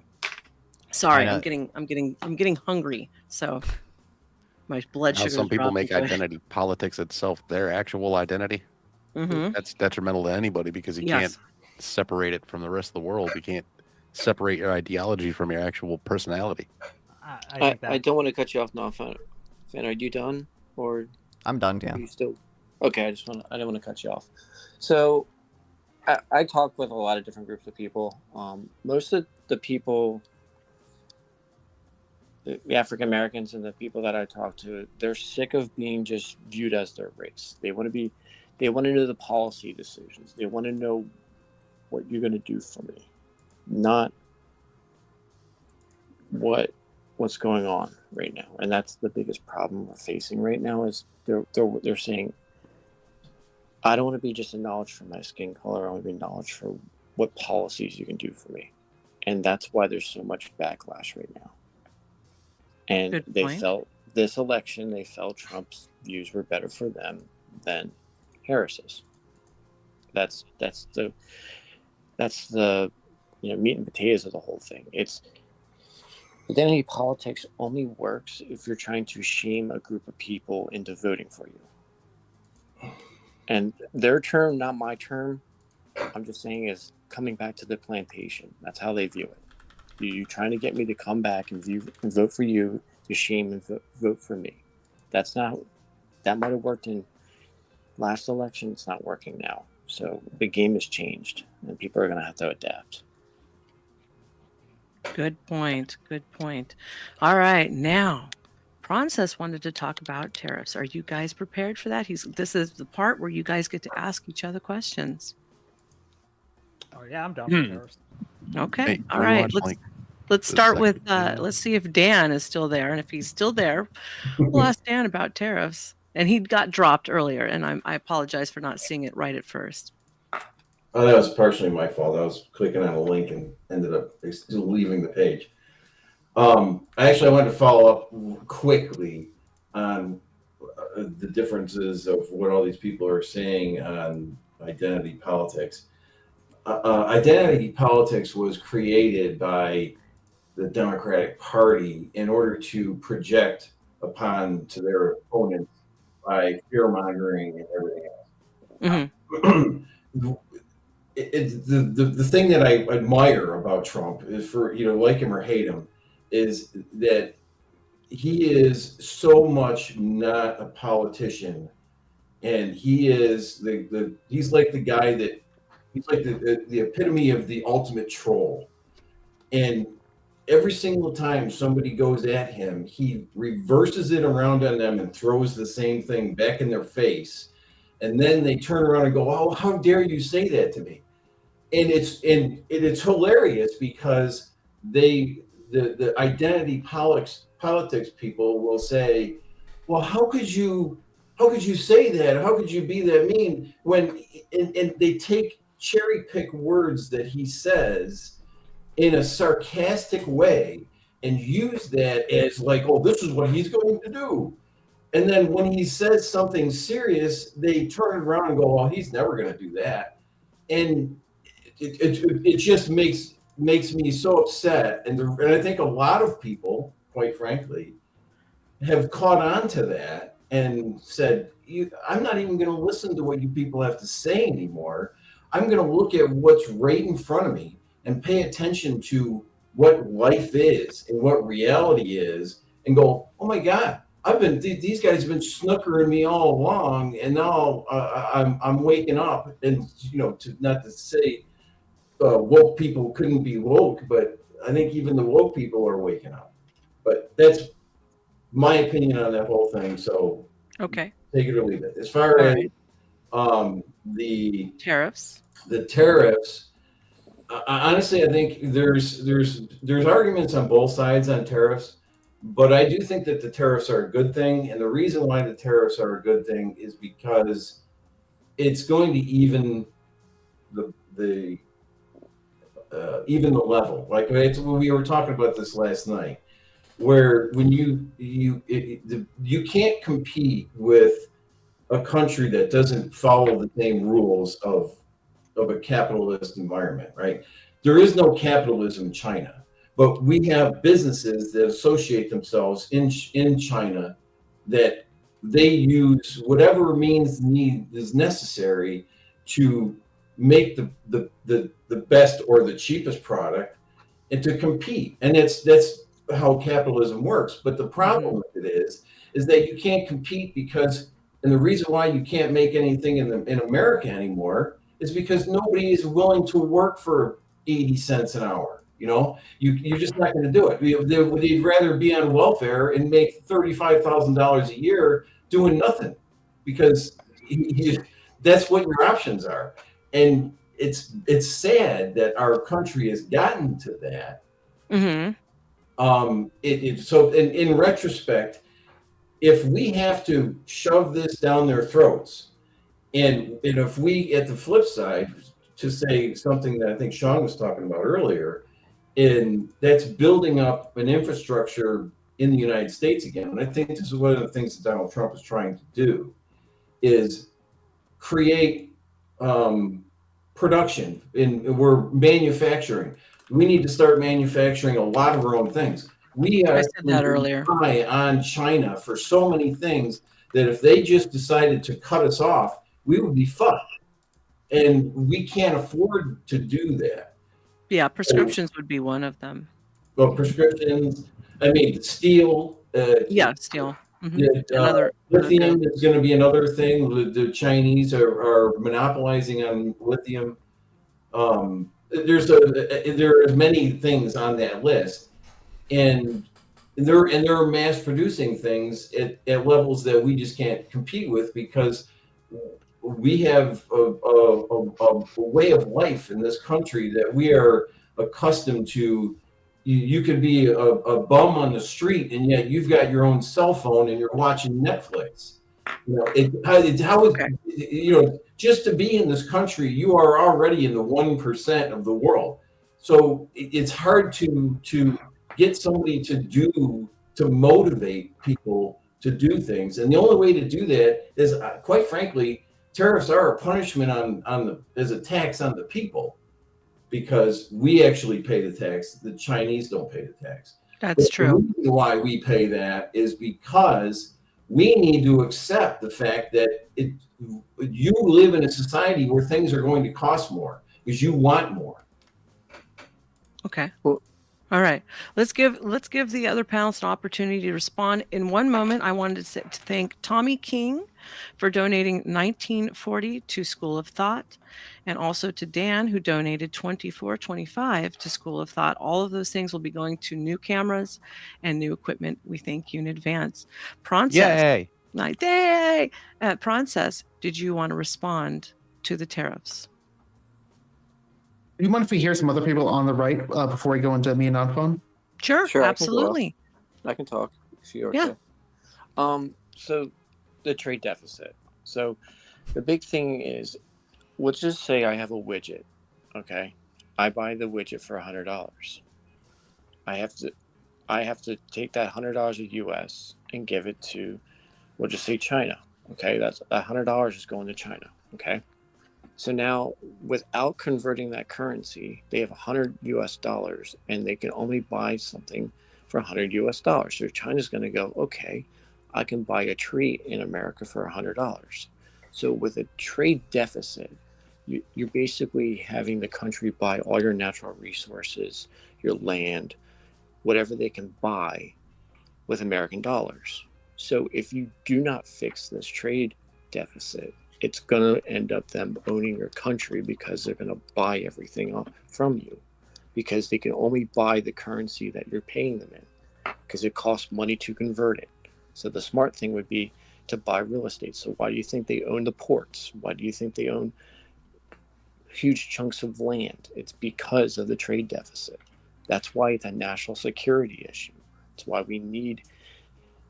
why, to be honest, we just not allow China to buy those things. Well, you're not entirely wrong, but I do want to say, like, the trade deficit is a capital account surplus, right? Like, it's financed by China buying bonds or buying U.S. stocks and investing into us. And I don't think tariffs would particularly help with the trade deficit either. But so that's actually exactly the problem, is that Wall Street and those stocks and bonds are our resource curse. And actually, JD Vance has addressed this directly. That's what's crowding out manufacturing here. So instead of making things, all we do is make these financial instruments, which is very good if you're part of that managerial class that tends to reward, Obama or Biden and Kamala, but it doesn't do anything productive. They're just paper assets. So like the number on the sheet goes up, but the real resources that we consume to live have been stagnant, especially since the 2008 crash. And then on top of that, Wait, you're really hurting. Can you expand on that a bit? Because when you say resources, what do you mean? So as in like the physical resources that make up the real economy, as opposed to just the accounting fictions that are, stocks and bonds and instruments that are meant to be. So it's like, the menu is not the meal. The map is not the territory. The signifier and the signified are two different things. And the way that a managed economy, whether here or in China, has been structured is intentionally designed to confuse those two. And the reason it's a resource curse is because, so if you have the opportunity cost of, you've got $10 million to invest, and one of the investment options is, well, I can invest in expanding a factory, which I think I'm going to make computers more efficiently, but maybe people don't want that type of computer, and I'm taking on all this entrepreneurial risk of, am I going to be able to deliver in time? Is it going to be what consumers actually want? All the stuff that you rely on capitalism for people to figure out. Or do you invest in a stock, a bond, real estate, something where by the very nature of dumping money into that asset, its price goes up, that it's basically inflation for assets, except that when that happens, people perceive that as a good thing as opposed to a bad thing because they're just speculating, or like the price of Bitcoin going up, right? If you're not actually using it for anything, but just the fact that you sat on it and you bought it, for $100 now and $1,000 later and made $900 profit, you didn't actually do anything other than just speculate on, I think it's going to be a higher notional value in the future than it is at the present. That is such a certainty when you control credit creation that all investment ends up being diverted into that. And that's exactly why globalization or global homo hasn't worked out, is that Ricardian, relative specialization or efficiency doesn't take into account credit creation. And credit creation happens at the national level, or at least in the modern world it does, because banks are essentially nationalized. So you have this mismatch between localized credit creation and then global trade, which basically favors that anybody who's connected to, who is politically connected to receive credit creation ahead of everybody else, are the ones who benefit at the expense of everybody else. And it diverts it again into those dead assets of stocks, bonds, things that don't actually do anything, to the detriment of crowding out actual capital expenditure, investing in things that it's that the things that increase capital efficiency, that you're actually making real physical resources in a more efficient way. I was the first thing go ahead. The first thing I want to say is that having a trade deficit with China means that China is the one giving us their real goods and resources and exchanging them for claims on financial assets. That's what the trade deficit means. A current account deficit is a capital account surplus, right? Yeah. And also, like, you can say like the stock market isn't real or anything, but like at the end of the day, like every person working at a factory is a person not working at a financial institution. It's likely that the people working at a financial institution are going to get more money because those jobs are more productive. I understand you don't think they're really more productive, but those are bullshit jobs, as David Graeber wrote in the book. Yeah, the anthropologist says so. I guess I have to take him seriously. I mean, these bullshit jobs pay a ton of money. Moving paper around versus actually, inventing things, making things, being more efficient. Goods. There's no way that's actually productive. Like that just doesn't even pass the sniff test. Sean, let me bring up a point, and then you can chime in on it. Let me tell you right now, as a business, anytime that you depend solely on another supplier for goods that you need, you put yourself in the danger zone. You should always have more than one supplier, but the smartest thing to do, considering we're talking about a country and the health of a country and the people inside of it, is to be solely dependent on what? Yourself and your own production. Mm-hmm. Go, Sean. Can I go real quick on that? Just sure. How do you account for certain things like cobalt, silicon, things that we can't manufacture in America because we don't have the resources for that. Like we don't have cobalt mines, right? We So can't what do produce we- silicon here, right? So what do we have to, that? we have to necessarily trade with other countries. There's always going to be something that we don't have that we're going to have to just to even get our manufacture. Like if we want to make chipsets, like the silicon's going to be very important for that, right? So there's always going to be a level of trade that. Well, there's a way to fight that. We have stuff that they want that they Yes, can't. that's normal. We exchange sure. goods for services. And Yeah, we actually We do did have the a silicon to cobalt mine produce in chips. Idaho. Not Like- enough, Trippy. We have limited amounts of silicon in the U.S. Or the other Well, we thing you buy the do is silicon, you we produce chips Silicon? here. You mean the stuff that sand is made of? Right. What We have about plenty. blue? Wait. But what It's the about like same. blue collar jobs and stuff like That's roads, what I was truck, gonna get up iron next. workers? I mean, you know, Yeah, for sure. getting minerals and stuff out of the earth is fine. It's okay to trade with people. It's also okay to go someplace and start mining for yourself. Hi, China's doing it. But the point is, what I'm saying overall, like most of our prescriptions and stuff are made overseas in China. That's a big fucking red flag. Sorry, I just dropped that. What I'm going to say is I deny that universal tariffs on literally everything is the best way to fix this. Like, for example, semiconductors are a very strategic industry, very important that they're made here. Right now, semiconductor production requires equipment that can only be made in the Netherlands. The Netherlands is a good ally of ours. I don't really have an issue if semiconductor equipment requires equipment from the Netherlands. But universal tariffs would tax that equipment from the Netherlands. You're actually hurting U.S. semiconductor manufacturing by tariffing the steel use for it, by tariffing. What equipment can only be made in the Netherlands? Is it made of some material that only exists under Dutch soil? They're just the only one at the factories that have it right now, is my understanding. But that's the point. That's the problem, is that those factories should be here within our borders. Do you want us to be entirely self-sufficient, or can we rely on our allies for at least some things? In the world that can have autarky. We're like so overpowered. So typically, your position is that you want us to be entirely self-sufficient. Why not? We could be if we chose to. We're the only country in the world that could be because we're so big and because we have so many natural resources. Okay, I don't here care if we in the could be. United Is your position that They're you not- want us to be entirely self-sufficient? Is that your position? Do you think that maximizes economic welfare for the U.S.? Yes, it does, because you're increasing job production all around by 100%. And that was Nope. actually Wait, it is. do you acknowledge that Manufacturing tariffs is. protect jobs at the expense of other jobs? Tariffs Do you do not acknowledge protect that? jobs. Tariffs No, do they not don't protect protect that we jobs, do a but straight protect up jobs to tariff people either. that You can't don't you tariff that are things. non-college educated. So you have jobs. You have two career paths. You have the college route, and then you have the trade route. Okay, if you increase the trade route, you're giving people that don't have to go to college now, that are stuck, instead of having to be a truck driver, they can do manufacturing jobs that are very high paying. We're talking, you could be starting off $60,000 with no debt, and you don't have to go to college. And the college route. Well, I feel like just increasing educational attainment is a way better way to fix that problem. I don't want to give up the gains from trains and trucks run the country. I know. You gentlemen do realize that, right? Trains and trucks run the country. Sure, I fail to see. And they're not going to be electric in 2 years. Or They anything can't like be that. electric because happening you can't anytime have soon. the That was a huge liability to thing, sue man. someone in an They're accident. trying to say, oh, we need to switch from gas to electric. What we need to do is we need to find something that can replace gas and still work in the same vehicles.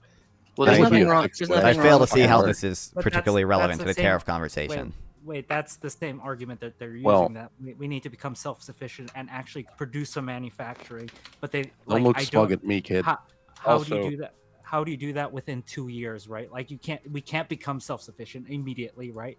That's not And that's then not physically possible. I don't even think tariffs are I'm not a good saying- way to become self-sufficient because, like, for example, Trump's steel tariffs didn't actually help American manufacturing. It probably protected 1,000 steel jobs and lost 75,000 other manufacturing jobs because they No, we actually decreased had exports. decent- We actually had tariffs during the 80s. That's what kept the steel industry alive. You pull the tariffs and then they fall apart.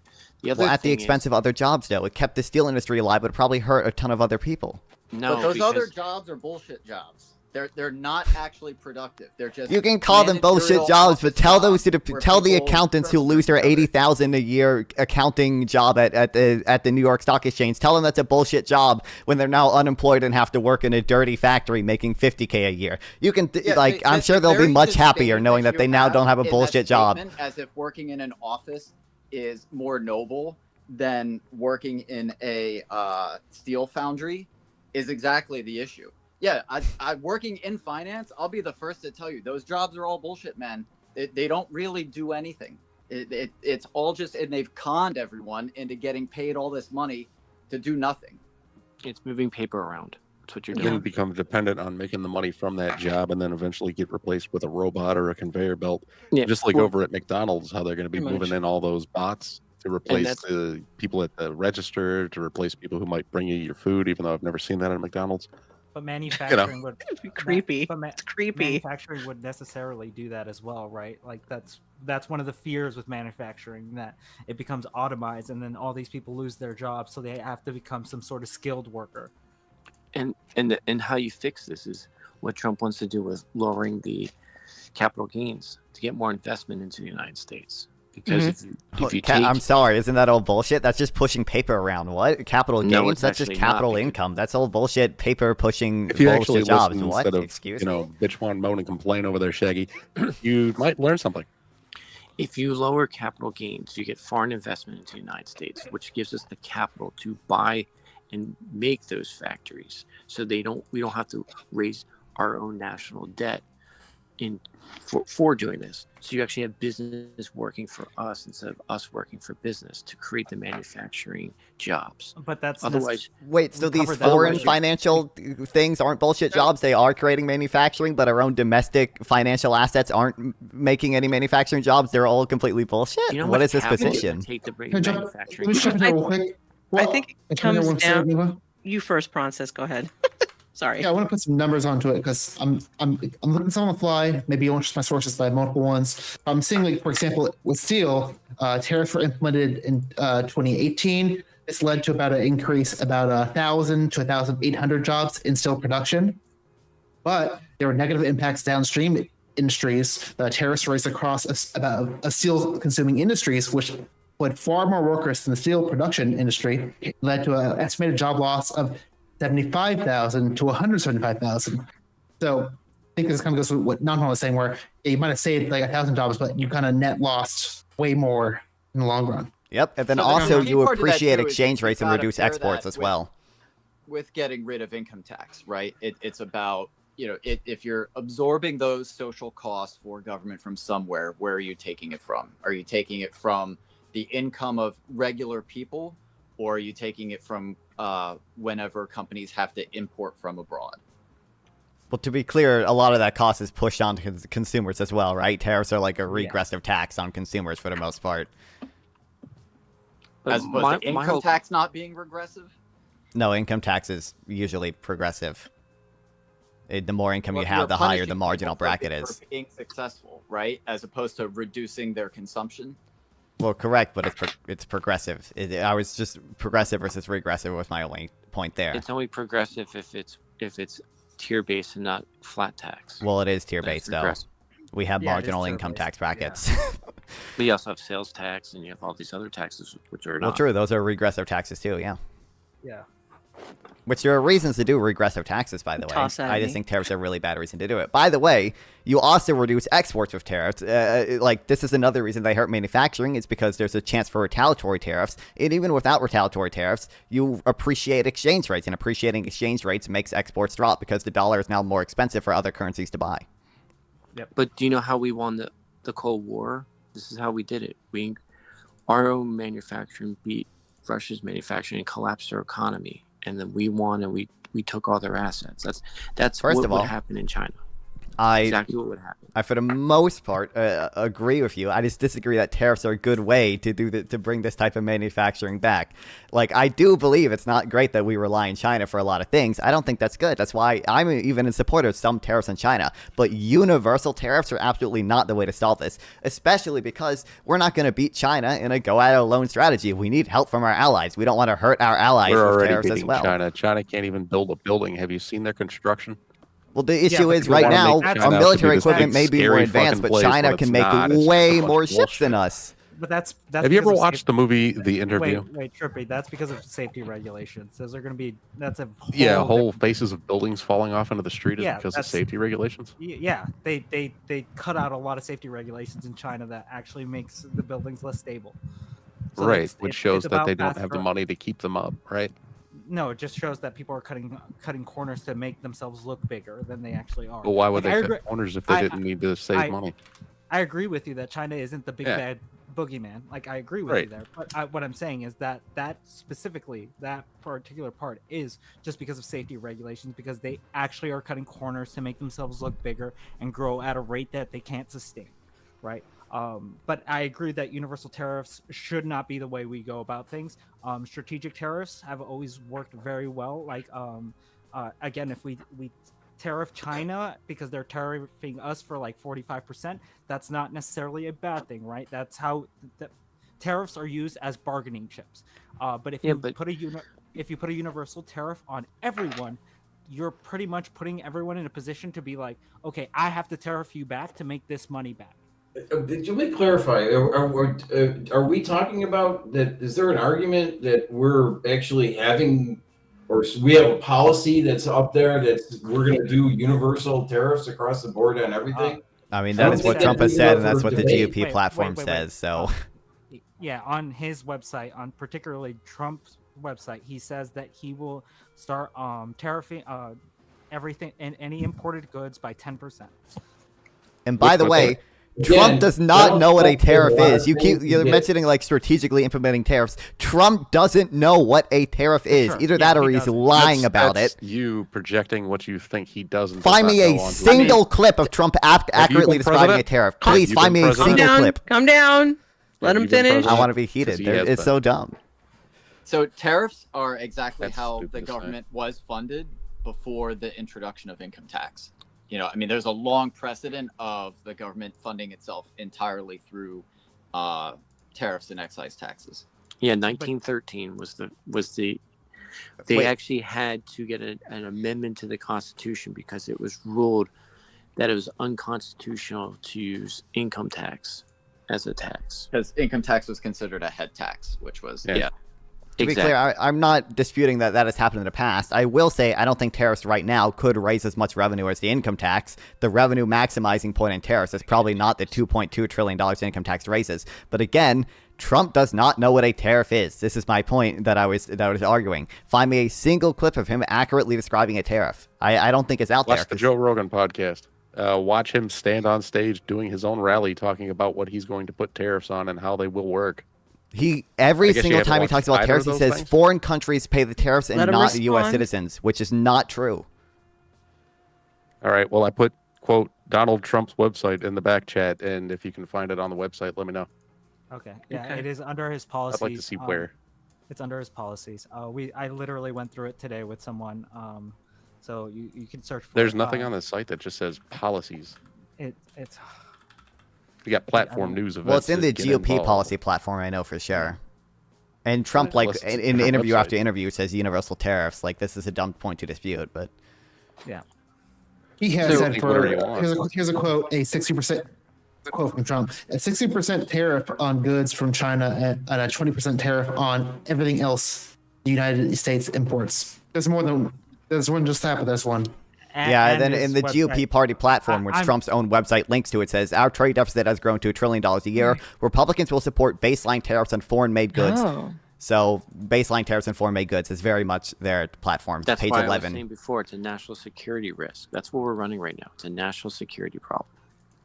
To be clear, I agree that there are some national security problems when it comes to relying on China for certain things. I don't think universal tariffs are the way to fix that. Anywhere in the country, anywhere on the planet. I'm giving him the benefit of the doubt because on his site he says 10%. I have heard the 20% number a lot, but the 10 what is in his policies is saying 10%.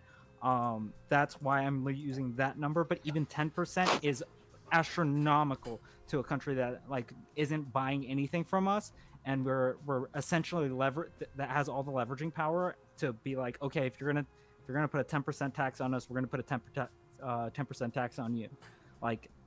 That's the issue that I have with with universal let them do it. But if they're not buying anything from you, how can a 10% tax hurt them? If they're not, it doesn't hurt them. It hurts us, right? Because if they put a 10% tariff on the things that we're buying from them, then it necessarily hurts us when they put up 10% any goods that you're buying is increasing by 10%. That's bad business. Until domestic production bootstraps here. Which is the big opportunity cost for, and likely won't even happen, and also hurts our allies. I don't give a shit about our allies. Ed, what do you mean? Okay, to be clear, we're not going to beat China alone. This is an insane position. Like, universal tariffs are going to. Why is that insane? Because China has 1 billion people. In the U.S., it maybe could be self-sufficient, but we would lose so much overall output if we were entirely self-sufficient. We just couldn't. We couldn't manufacture everything on our own. In order to, in the same way that China, with its China has some allies like Russia and North Korea, I guess, and Iran to an extent. Like China can produce on their own. Like this is insane. We need Europe. We need South Korea. We need Japan to help us manufacture as much as China. China. I mean, look at the size of China and look at the size of America, and the the creativity and just the level of sophistication that we have compared to China. I mean, if China has done it for them, the idea that we couldn't at least match them, let alone supersede them, again, just like that prima facie, that doesn't pass. China has 1 billion people. Like pessimistic China doesn't work. America's China doesn't work alone, though. That's what he's pointing out. Well, first of all, China just has more people. Like they're going to have an absolute advantage in manufacturing a lot of things just because they have a lot of people. And two, they also have Iran, North Korea, and Russia, which also have manufacturing bases to some extent. That's again going for other places, just specifically for gas and resources that we could build quite a bit of it on our own. We're not going to be 100% self-sufficient within a few years or anything like that, but we don't need to sit here and kowtow to other countries in order to get what we want and then blow a whole shit ton of money on those countries instead of what's happening in our own turf. Right. The key issue for me too is just the knowledge that is lost. I mean, the sophistication of a lot of electronics manufacturing in China, because the people who started those businesses worked in other electronics companies to do that kind of manufacturing. Like that's the knowledge that gets retained in the people that we've completely lost. That's why we're a country filled with managers who don't know how to actually do anything outside of maybe some corner case research institutions. And that's exactly the issue that we need to bring back, is that the practical trade skills, so-called common sense of how things are actually made and done. But and there's another point. That's the reason we would need. Okay, I'm gonna let Hornet say his point, and then I want to ask Shane what he's thinking, because Shane's being way too quiet for me.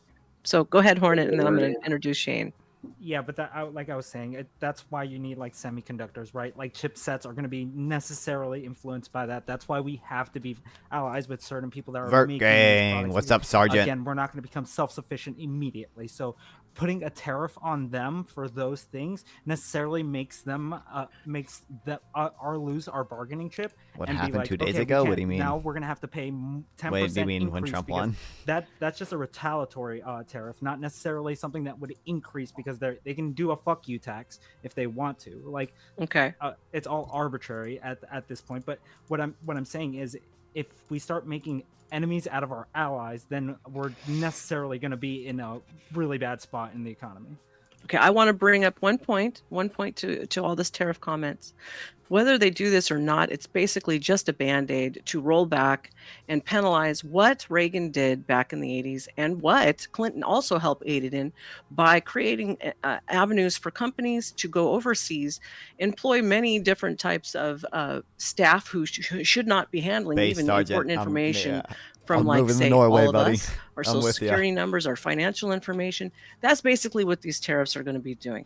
And now I want to ask Shane, my dear, Shane, my love, what are you doing, honey? You're so quiet. Do you have any comments about the tariffs? I'm enjoying the back and forth. Do you want to say anything about the tariffs, or ask any of the panelists a question? Well, I would say that China is your economic enemy, and if you keep on doing what you're doing now, America's doomed. And I think you need allies, yes, but like Europe is a much more natural ally, or South America, or Africa than China is. China and India, you need a balanced, fair trade system. America can't be trading at a loss with everyone. You need I'm much more confident with America in charge of the world than China. Okay. I would 100% agree with you. That's why I don't think a universal tariff is a good thing, right?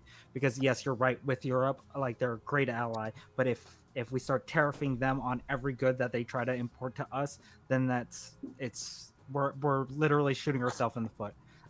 There's nothing that a universal tariff is good for. I agree with his matching tariffs. Don't get me wrong. I think that's a great policy if you want to match something that because they're putting all their bargaining power into those tariffs. It's okay to put your bargaining power into the tariffs. That's what it's used for.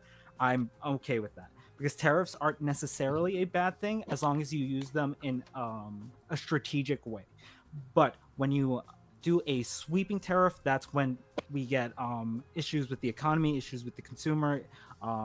That's why I'm really advocating against the universal tariff and not his matching tariff plan. Okay. So yeah, I mean, I would agree. Logic to income tax, which is also a sweeping tax. Well, I don't believe income tax has as negative effect as universal tariffs would. Again, it has massive problems. I mean, I'm not the biggest fan of an income tax.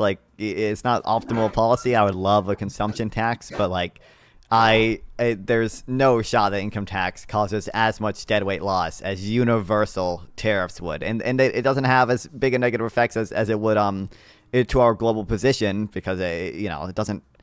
My position is that universal tariffs basically hurt American manufacturing. Income tax, I don't believe, does that to the same extent. They use tariffs to protect homegrown business. And the other thing is, why are we rewarding China for stealing all our technology?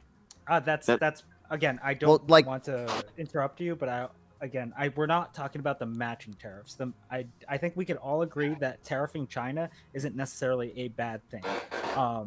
What we're talking about is tariffing allies like let's say England, Sweden, these countries that don't tariff us, but we're now going to put a 10% tariff on the goods that they try to buy from us. I'm kind of tired of talking about this, and the reason why I'm tired of talking about this is because, and this is one of the things that really annoys me when we start getting into debates, is people talk about what about. Do you honestly think that Donald Trump is going to export or kick out 15 million illegal immigrants? Do you think it's going to happen? No. Okay, 1 second. We're gonna end the tariff thing.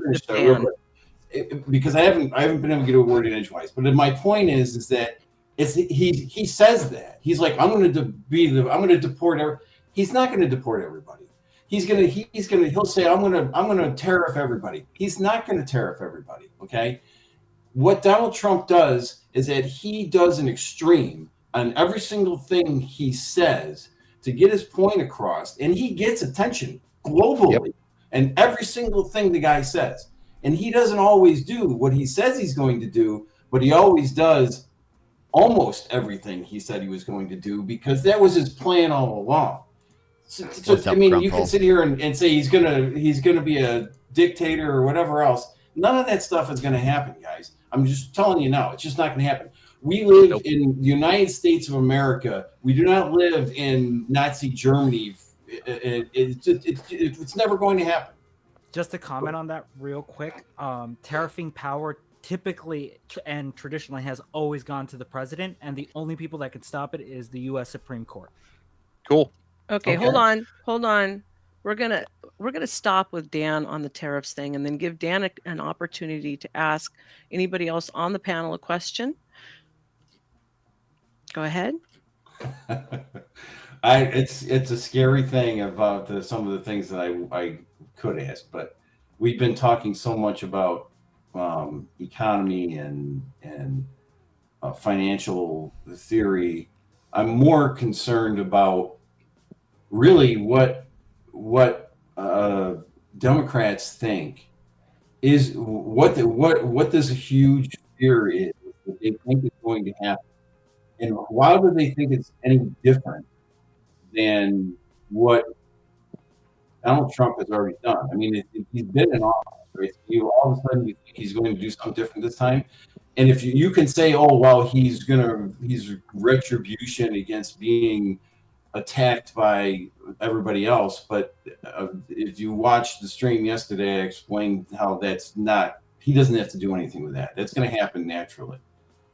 So, my concern is what is the? Why didn't she just leave the guy alone and let him do his job, and then let the government be the government and let them do what they're supposed to do, right? We have three parts of government, and he's only one of it. And even though you have a lot of Republican control right now, Republicans aren't.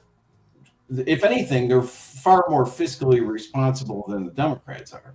But you may be concerned about immigration, you may be concerned about abortion, but you also have to look at what people vote for and what people look at. It's more than 50% of people believe abortion should be legal. So no, they're not. That's not going to happen. It's not going to be all of a sudden women are going to die because Donald Trump is a dictator. I mean, these things are stuff that really I want to set in motion to say, just chill out a little bit, okay? It's Dan, not going to happen. Do you think Trump Well, will we can't fire? do that because we have a lot of backseat drivers in the world, and we do have 3 branches of government, which is federal, judicial, and legislative. Okay, and so yeah, we should all let them work this bullshit out. Now let's come to the close because I'm a traditional kind of broad, and I have to go make my gravy from scratch. I haven't eaten today, so we're going to start closing it up. We got 10 minutes. I'm going to let you gentlemen go one by one, ask each other a question, and then afterwards, I'm going to give you each a parting statement and introduction for your channels. Let's go. Let's start with Princess. Do you have any questions for any of the panelists? Sorry, no questions. I'm kind of very tired after days and days of streaming. I need to catch up on my sleep. I totally understand. Too. How about I put you solo, and you want to give a final statement? Yeah, thanks for coming. Thanks for inviting me. Rather, you see, I'm already messing up my words. Thanks for me on Nova. Always happy to speak with you. You guys can give me a sub. Go over to the Princess channel. I'm a very brand new small YouTuber. Help me out. We hit 500. New threshold I'm trying to get. Also, while I'm here, Nova, you should come on the speed dating show on Sunday if you're available. Okay, if I am here on a Sunday, then I will definitely stop by. I'm so glad to have had you here. It's been a pleasure. And you've been a wonderful panelist. Thank you for coming, honey, especially on such short notice. So we're going to let Princess go because he's extremely tired. So we totally understand that. Dan, did you want to ask any of the people on the panel any questions? And then we'll start moving around and rotating. Oh, wait, hold on 1 second. I almost totally forgot. I'm getting tired. Please forgive me. Let's say hello to the chat one more time. We've got Bold. We got Vids. We have, I said hi to Adam, but I'll say hi again. Hi, Adam. We've got Night Owl, who just came in. We've got Coleman Taylor. And we've got, I believe I said hi to you earlier, Greg S. But if not, hi, honey. How you doing? If anybody who's watching us right now and you haven't yet, please hit like and subscribe. There will be far more to come. You're still right. Yoel Adams. To our panelists. Thank you, Peter. What's up? Hi. Hi. Hi, we're here. We're here. Hi. Dan, did you want to ask anybody any questions? No, I mean, there was a lot of talk and a lot of people going back and forth, and I think that there was some valid points on both sides. There's things I disagree with. I even disagree with some of the people on my own side, but I'm not an economic. I don't do anything in finance. The only thing I look at is, hey, if my balance sheet doesn't equal at the end of the day, there's something I actually wrong. reached just watch hours before the continue sub goal. to print money and act like it doesn't exist. It doesn't grow on trees. So that's my only common sense opinion on the whole financial end of it. Okay. I don't know why it's not showing, but I do have 1,009 and, subscribers actually. Non-fan. Do you have any questions, or would you like to just give your final statement? I do want to ask Dan one thing. Okay. Dan, do you think Jack Smith will be fired if he doesn't resign before Trump gets in office?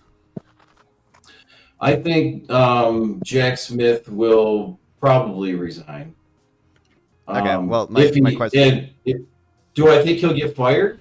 If he didn't resign, do you think Trump would probably fire him? Yeah, I think he will get fired. Okay, but it doesn't really matter. Well, to me it does matter. This is I know we're kind of closing up here, but this to me is like a big threat of the Trump presidency. I think Jack Smith should be allowed to continue his investigation into Eastman, into Giuliani, into Jeffrey Clark, into some of the other co-conspirators, Kenneth Chesebro and James Trupis, and that looks like that will not happen. And these people who I believe there is probable cause to say that they engaged in criminal conspiracy to overturn an election. Reverse that. Do you believe that Biden should be investigated for? Yes, and he was. No, he wasn't. Yes, her report came out. Recommended no charges. Panel. This is the difference between. This is the thing that I get kind of annoyed with when I talk to people like yourself who you cherry pick things and you make it sound like, oh, well, this is how it's supposed to be, and everybody should be treated in such a way. But we don't pay attention to what happens over here, behind the curtain, while at the same time we are trying to charge a man who's 78 years old, who's never had a misdemeanor in his entire life, with 37 felonies that you actually made up a law in order to charge the man for a felony that wasn't even a misdemeanor to begin with. And that's just one of the many charges that the guy has. So, and Smith, Jack Smith there, he was a hatchet man. They literally brought him in to try and take out Trump. You can argue it all you want, but if Trump did not try to rerun for election, none of this stuff would have ever happened. I would bet $1 million on it. I don't believe that's the case, but one, Biden has been investigated. Her report came out. The reason it didn't recommend charges is because Biden cooperated, and Biden would come off as too old to a jury to be effectively prosecuted. He's got way more stuff than that. There's way more stuff that goes on than that. I mean, you still got.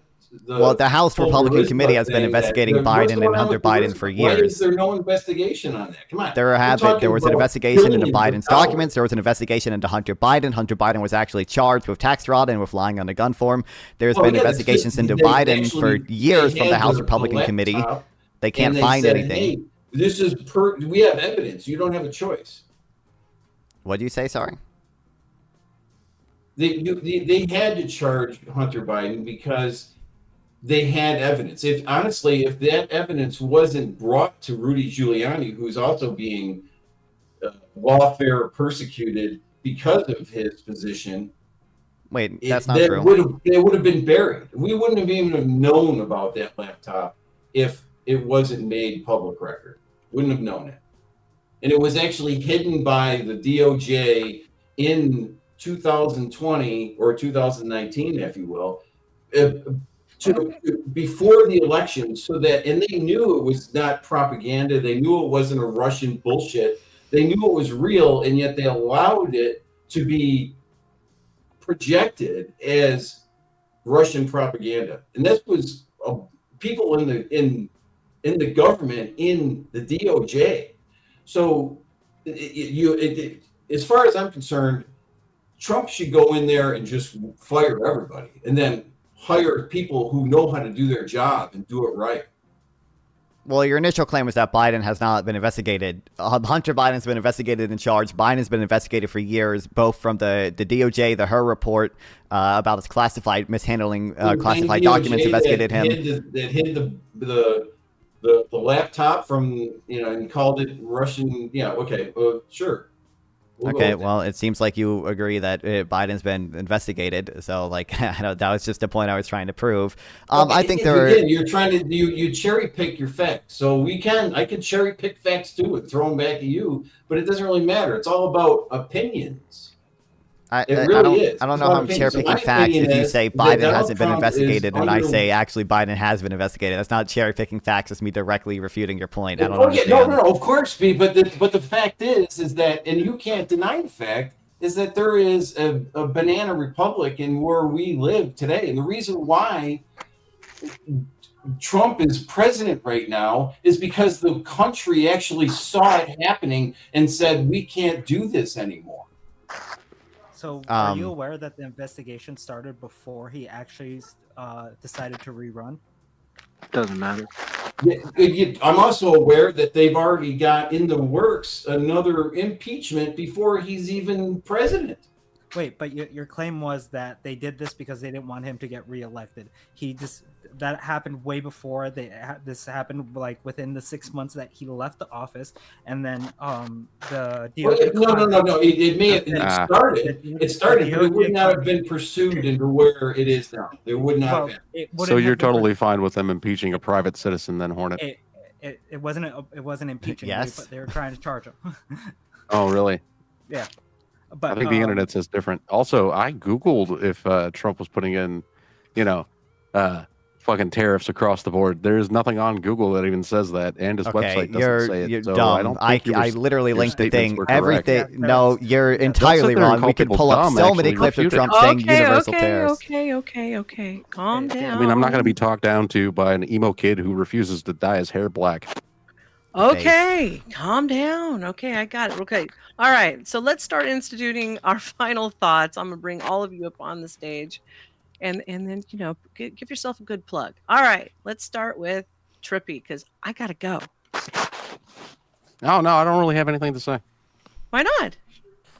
I don't know. All right, then. Okay. I'll tell you later. Okay. All right. Shane? I thank you everybody for coming. Please should I dye my hair black? And now? thank you to Should the I do left Democrats supporters for coming tonight.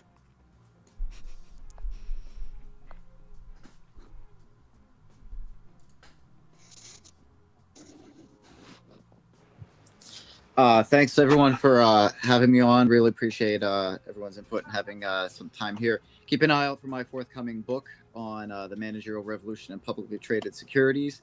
And I'll see you in the next one. Thank you so much, Sean. You've been a pleasure tonight. And Trippy, also a pleasure. And Shane. And let's move on to Hornet. Thank you for having me on. I really appreciate these conversations. I think they're important to have. Go sub up to Avoided Hornet. I do politics sometimes, and then I also do video game stuff. So check it out. Thank you for having me on again. Very, very cool. Look forward to checking that out. We'll talk about Paths of Exile or something later on. Okay, wink, wink. Okay, hey, all right. Let's go. Bandit. I'd like to say thanks for having me on. The discussion was mostly civil, which is great, especially in this day and age. So that's thumbs up to everybody. I just wanted to say with closing argument, the reason why Trump's case is dropped is because they'd have to impeach him to try him on a trial, and the likelihood of him getting impeached with a conservative House and Congress is damn near impossible. So that's why he's dropping the court case. But appreciate you having me on, and good luck. Good night, everybody. Thank you so much, Brandon. It was a pleasure. You're always great to listen to all the financial advice, you and Sean. And non-fawn. Yeah, greatly. Fan, I'm sorry. You're good. Yeah, it's non-fawn. Greatly appreciate being here. You can find me on YouTube at non-fawn, NONFON. I stream almost daily. I do these types of debates a lot. I really appreciate them. You can go watch me debate Timothy Hale at Jan 6 here, or go watch me in the Hippy Dippy Rumble show. That was fun. I guess just like my closing argument, my initial point was that Jeffrey Clark should be allowed to continue prosecuting Rudy Giuliani, Jeffrey Clark, a few of these other people, not Trump himself. I believe there is probable cause of these people engaged in criminal conspiracy to defraud the United States, and now they will never be prosecuted for their actions. That is the threat of a Trump presidency. Thanks. Yeah. Thank you so much, Non-Fawn. It was such a pleasure having you here. And Dan. Thanks for having me on. I did a lot of listening and not a lot of talking, although then when I did talk, I talked loud, and I do talk loud, and I apologize. The one thing I will close on it is don't worry, the world's not going to end. Trump's only going to be in office for 4 years. And you can investigate him all you want, but also pay attention to how the lawfare works. So if you're going to prosecute, make sure you prosecute across the board and on both sides, and don't just do hush hush on one side and nothing on the other. Oh, as far as I'm concerned, well, let me finish. As far as I'm concerned, there is, as far as interference and things that happen in elections, our government is probably the biggest offender of that in interfering in elections and on their own level, secondary only to the media and the big tech. And all three of those have control of the bully pulpit, and they change the way people vote based upon propaganda. And as far as I'm concerned, that's far more illegal and far more worrisome than one guy who fought for somebody else and tried to make a fought against a machine that was far bigger than him. Okay. But, again, that's my opinion. All right. I'm dyeing my hair black. Thank you so much for your opinion, Dan. It's always welcome and always glad to have you on. All right. So from all of us here at School of Thought and all of our panelists, we want to thank you for joining us, everybody in the chat that I might have missed. I saw a couple extra new names pop in. Dude, the face guy, and there was a lady who came in here, but I can't see it. Anyways, if I didn't call your name, I'm sorry. But I appreciate you all for being here, and I hope you all have a wonderful night and a good rest of your work week. From all of us here at School of Thought, we thank you and see you later. Bye. Bye, everybody.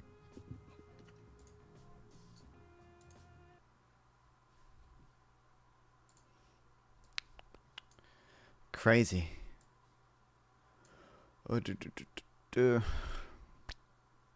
Reached 1,000 subscribers. That's fire.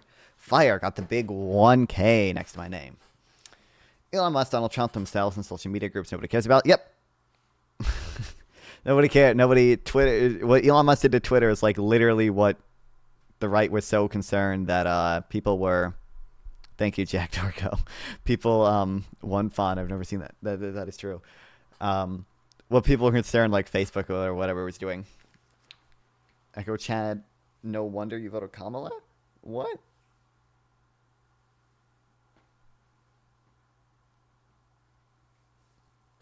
Nobody cares about Oprah, J-Lo, and Swift. True. I don't know, but if I did...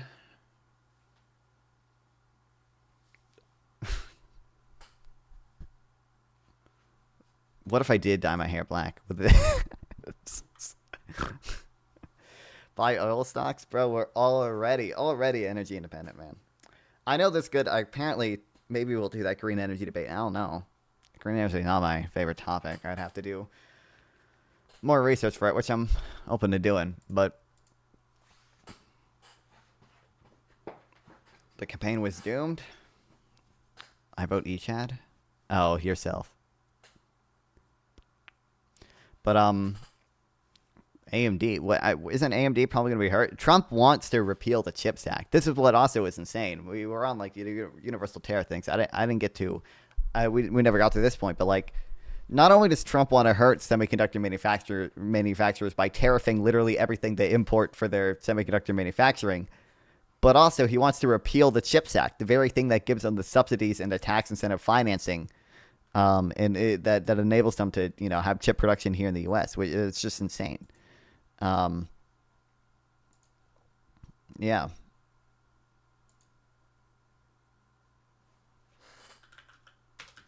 And then also, I can't believe, I can't believe these people, one, expect me to trust Trump to strategically implement tariffs when there is not a single clip of Trump accurately describing what a tariff is. At least I have not seen one yet. If anyone has a clip of Trump accurately describing what a tariff is, I would love to see it. Two, his position was, we should use tariffs to be entirely self-sufficient. Basically entirely self-sufficient, okay? There is no way we can compete with China if we are entirely self-sufficient. Output would drop so much if we were entirely self-sufficient. There's literally zero chance we compete with China. Are you kidding me? Like, what? There's probably, there's a trade-off between those two things. Maybe you want to be self-sufficient for other reasons, but like, we're not competing with China if we're literally entirely self-sufficient. That's just not possible.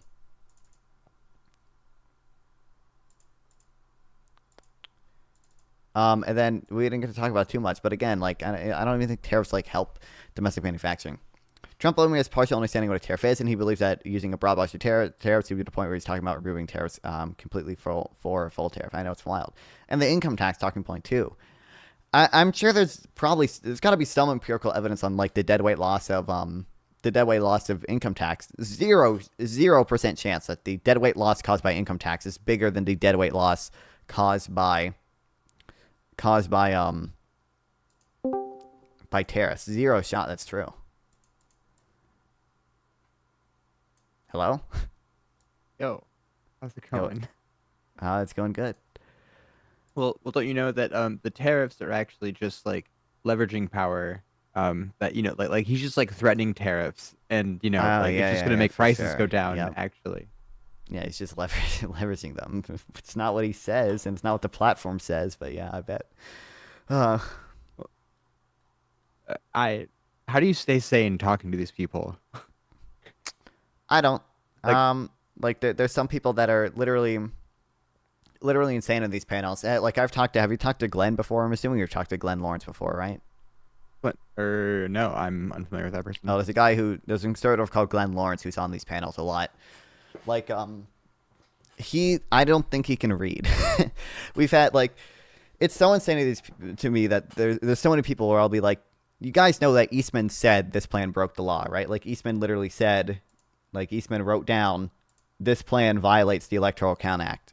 And no, that plan said that the Electoral Count Act was unconstitutional, and the Supreme Court would probably rule 0-7 against it. Well, Eastman said that this broke the Electoral Count Act. He was okay with breaking it because he thought it was unconstitutional. He thought it would be fine if they broke it because it would just be ruled unconstitutional. But he literally wrote down, I want you to consider violating the Electoral Count Act. Yeah, I mean, it's wild. Hey, listen, but they won't concede to it. If we're being super charitable here, right? Like, if it is ruled unconstitutional, it would technically be constitutional to do that. Yeah, but you're correct. But I will. The thing I'll mention is that there's no good reason to believe it's unconstitutional. Eastman conceded in 1877 it was ruled constitutional. Eastman conceded that he would lose 9-0 in the Supreme Court, and literally just days before January 6th, the Wisconsin Voters v. Pence Alliance, or the Wisconsin Voters Alliance versus Pence lawsuit deemed the Electoral Count constitutional. But the reason I do it is because they're like, all these charges are fake or whatever, and I'm like, you acknowledge that Eastman literally said he was going to break the law, right? And I just want them to concede that.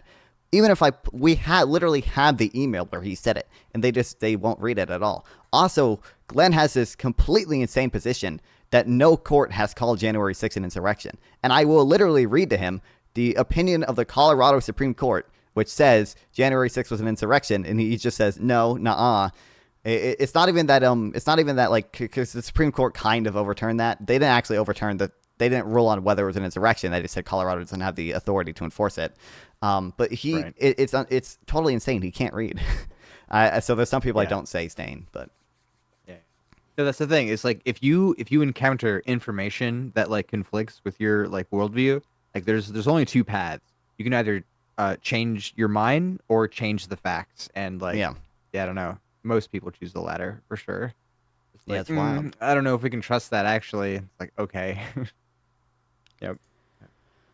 Yeah, I don't know. It's just like such a simple. It's just like such a simple thing where it's like if someone to me makes a specific claim, and then like even if I disagree with it at first, if you literally show me like the evidence, like the only thing that could ever beyond a reasonable doubt prove it, like I would just be like, okay, sure, I concede, but like they won't do it. It's insane. I don't get it. But right, yeah, I don't know. Oh, well, I mean, like if any sort of proof of like mens rea, like is basically mind reading. It's how do you determine Trump's intent? Yeah, how do you know he knew? First degree murder is not a real charge in court. That just doesn't exist. But it doesn't even. We can't prove that. and again, they would never ever hold the same standard to Kamala Harris if she tried anything like remotely similar. Yeah, no. But it's I mean, yeah, no, that's been my my rhetoric, because it's my best cope with I don't know, whatever. It's harder to be a smug asshole on the internet when you take an L that big. Like first Republican to win the popular vote in a while, like oof. But man, I just, I go on there and I just am like, Kamala, maybe the election doesn't seem to be turning out how I want it, but I've been reading this thing called Eastman memos, I think Democrats still have a path to victory. I think, well, actually, if we have two paths to victory, okay, one, we go the Eastman memo route. Two, the Supreme Court ruled that Section 3 of the 14th Amendment is not self-executing, but we could still pass a law, defining what an insurrection is, and then, just say Trump committed insurrection. That's not going to happen, but technically we could. We are legally entitled to that, okay? But hey, also, like, theoretically, Biden could pardon every criminal tomorrow. And, Republicans can experience what it's like to have to take over, like, a fucking shit show. Yeah. That was left to you by the last president. Maybe that I was. I can't wait till the J6ers are pardoned, man. I can't wait. It's gonna be so. Yeah. Well, only the innocent ones, right? Oh yeah. Said only the innocent ones, man. Yeah, because they're all on fake charges there. Well, I mean, like, even if you broke a window after someone was already in there, like, we're the party of law and order. So, like, if you walk by somewhere and the window's already broken in, you basically can just like go in, right? Like, are you even really breaking any laws or violating anything? That's like a guided tour if you climb in through a broken window that someone else broke. Yeah, it's insane. There's insane standards there. And then like, I don't know if you were watching like the like last thing I did when that guy was like, well, why isn't Biden ever investigated? And I was like, you understand, Biden's been investigated for mishandling classified documents. Biden has been investigated for years about the Hunter Biden shit. The House Republican Oversight Committee or whatever is constantly like subpoenaing Biden, and all they have is that one like check that's a $2,000 loan repayment or whatever. Right. Bro, Hunter Biden is going to go to jail for like lying on a gun form, which is never ever been prosecuted for in the history of the United States. Like, are you kidding me? Just like, yeah, I said I wasn't doing drugs. Thanks and then, so much like, for sub. I pictures appreciate it. got leaked that like showed that wasn't true. So therefore, like, I committed a gun crime. Are you out of your fucking mind? I know. Like, Biden is a saint for like letting him like get charged. Yeah, and Biden. I mean, Biden still technically has time to pardon Hunter Biden, but he probably won't even pardon Hunter Biden, his own fucking son. Yeah, Meanwhile, Trump pardoned 5 separate people who were either charged or convicted of like interfering with the Mueller report and like obstructing justice on behalf of Trump, and it's just like absolutely. It's like Eastman's text about, can I get added to the pardon list? Yeah. It's like, are you fucking kidding me, dude? Oh my god. Yeah, both sides. Like one side makes mistakes, the other side lies. Yeah, I know. And this is what all the time. This was like part of my final point. I obviously think there's more threats to a Trump presidency than just this, but like the fact that I think there were like 6 co-conspirators for the federal January 6th stuff. Like the fact that Jeffrey Clark and like Eastman probably will never stand trial in a federal courtroom. I think Eastman's charged in like Arizona as well, and some of them are charged in a Georgia RICO case as well. They're probably never going to see federal charges, and that's like a tragedy for fucking rule of law. That's horrible. Like that's yeah. I mean, bro. Also, like Sotomayor and the other one like might retire or like die. Like, on the bench, Sotomayor and Thomas and Alito might retire, and we might have a fucking dude. Sotomayor and Kagan should probably just retire now. Okay, the two like liberal justices that are somewhat old should probably just bite the bullet and retire now, and hope that. I mean, what, to get chewed up in the fucking Senate, like just pass on to the next. I mean, it doesn't matter. Again, like I think more important than them retiring is Biden pardoning everybody ever. Exactly, except for the J6ers. Keep them there. Only the J6ers. Enrico Tarrio is going to be in his own, or no, he's going to be shuffled between like all 18 federal prisons. Yeah, it's wild. It's wild, and I don't know. It's insane. It's totally unreasonable standards for that. Hillary was investigated twice by the FBI, right, for her email shit, and like, and no charges recommended. Like Trump told his DOJ to like kill the investigate. So many. Thank you, Like, Econoboy. I appreciate it. When Pence is out on the news saying he wanted me to do something that was super not okay. I know, and like yeah. that's unadmissible in court. Like, are you out of your? I know, yeah. It's wild. I don't know. I don't know. Honestly, I guess do you think that Harris had a chance at all? Like I feel like COVID hit everyone really bad, so they were gonna vote against whoever was in power then, and like most people are not very smart and like are like economy bad, and it's so so hard to vote against that person. It's so hard to say in hindsight, is because like we know the like how bad she fucking lost.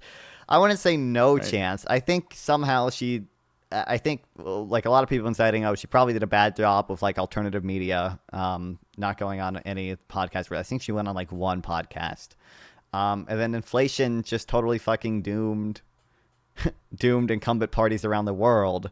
I think that's a big reason. The incumbent advantage seems to have been lost around the world, partially due to inflation, and I think partially due to social media as well.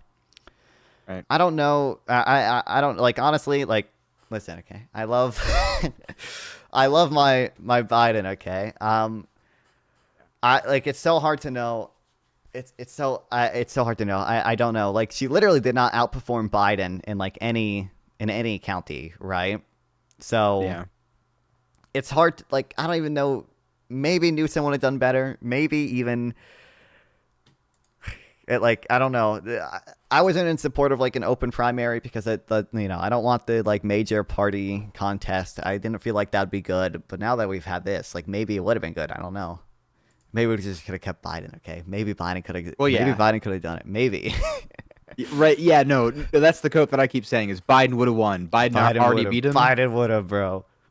Biden would have won. Trump, fucking Nancy Pelosi, dog. Fucked us all. Fucked us all real hard.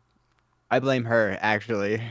Yeah, I know. Which is still a woman, but yeah, I don't know. Like seeing the like the map for this one versus like the 2016 election, and like it's almost like beat for beat, and like yeah. My chat does not agree with Biden would have won, but he beat Trump before. Right. He could do it. He can do it. He can pull through. Yeah. Didn't you see the speech today where his stutter is now gone right after? Like, we finally figured out the right dose of amphetamines. Exactly. Yeah, they've been.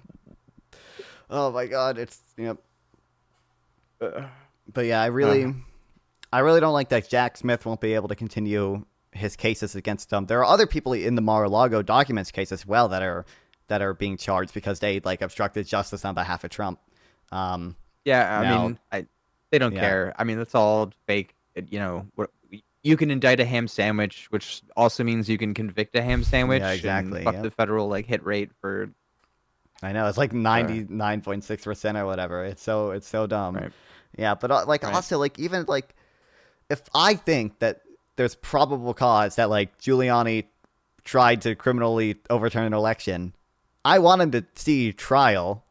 I think it's not good for rule of law if he never sees trial because of Trump's election. Even if he went to that trial and like he got away because we couldn't prove it beyond a reasonable doubt. I want that trial to happen, but now it'll never happen. I'm really upset about that.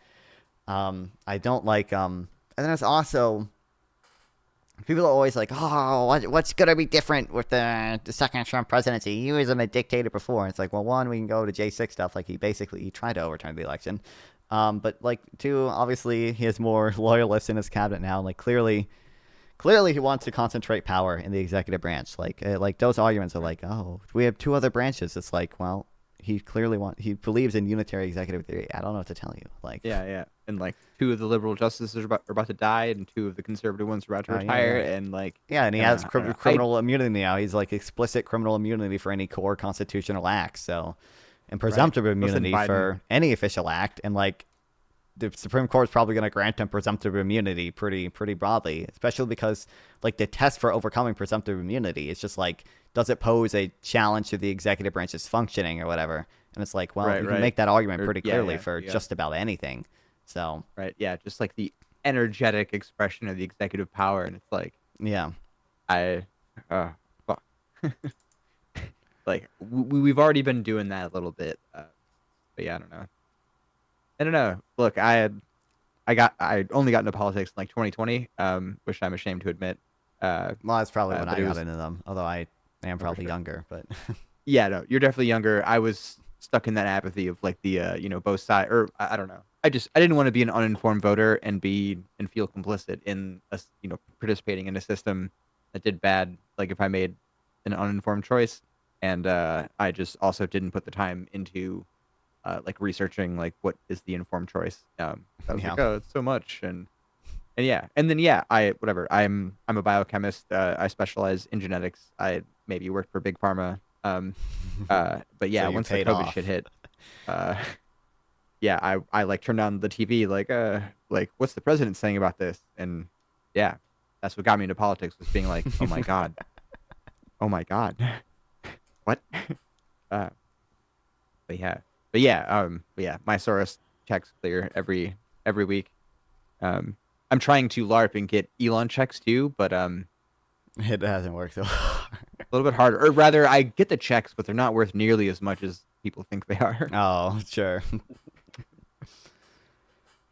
I can't get no one will pay me. Okay, Kamala Harris doesn't pay me the I don't have a big TikTok presence, so they don't pay me like they do pay all the TikTok debaters.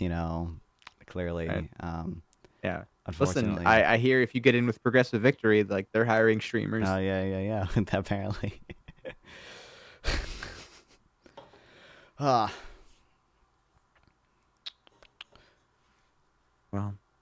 yeah. I feel like. As I said, I appreciate. So I don't know fuck all about economics. I mean, I know more than Melanie does, but like, like just the bare bones amount. And you have a lot of more historical references. Like I was chatting with Flo State 2 nights ago and like demolished him on every question he asked. But every question he asked,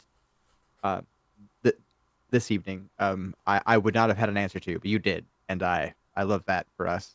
Because I hate that guy. I like economics right now. I'm trying to read more on it. I don't know a ton or anything, but like I have a like on tariffs I'm pretty good because like there's so many.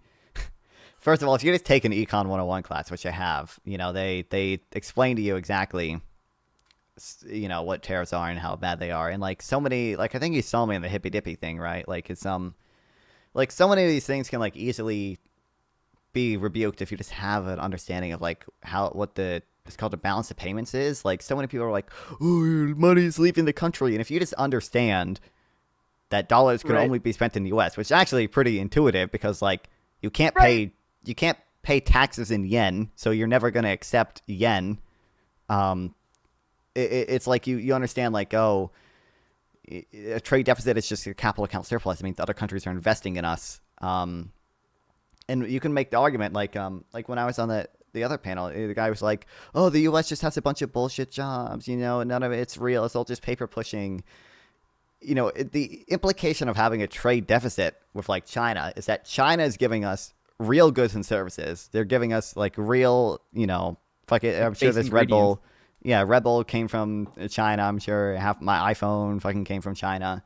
They're giving us real things in exchange for basically claims to financial assets, whether it be stocks or bonds. And it's like, they own a lot of bonds. Like what would happen if the Federal Reserve tomorrow lost all of its records of who has bonds? Like, well, we would still all have the goods and services, right? I would still have my phone. China now has basically lost its claim to the bond. And, like, what are they going to do? It's like, well, they could fucking go to war. They're probably not getting their bond back still. But, like, what? It's wild. Right. It's like, like we've exported a lot of the base manufacturing out to other countries. So like, the batteries and the steel and like, the like this part and that part, like come from different places. But even Teslas are like, assembled here. It's like, like it's a fucking specialized economy. Like, we let other people do the, the mining and like, obviously like just intuitively any jobs because we know that tariffs are going to hurt so many things. Like, our manufacturers here import things for equipment and stuff. Like they're going to be hurt by those tariffs, and then, exchange rates appreciate. It makes our currency more expensive, which does two things. It reduces exports because our currency is now more expensive for other currencies to buy, and two, increases imports because now our currency can buy more of other currencies, meaning that we import more. So the trade deficit is barely helped by tariffs, and tariffs, and we can, an Econ 101 model can basically show this, and then studies could back this up. Like the IMF did a big study, like over I think it's 151 countries over like 40 years, and they're like, tariffs reduce productivity, they reduce output, they reduce employment, have very minimal effects on the trade deficit. And it's like, I can cite a Econ 101 model. I can cite an empirical study, multiple empirical studies that show this actually, and they can't cite anything on their side.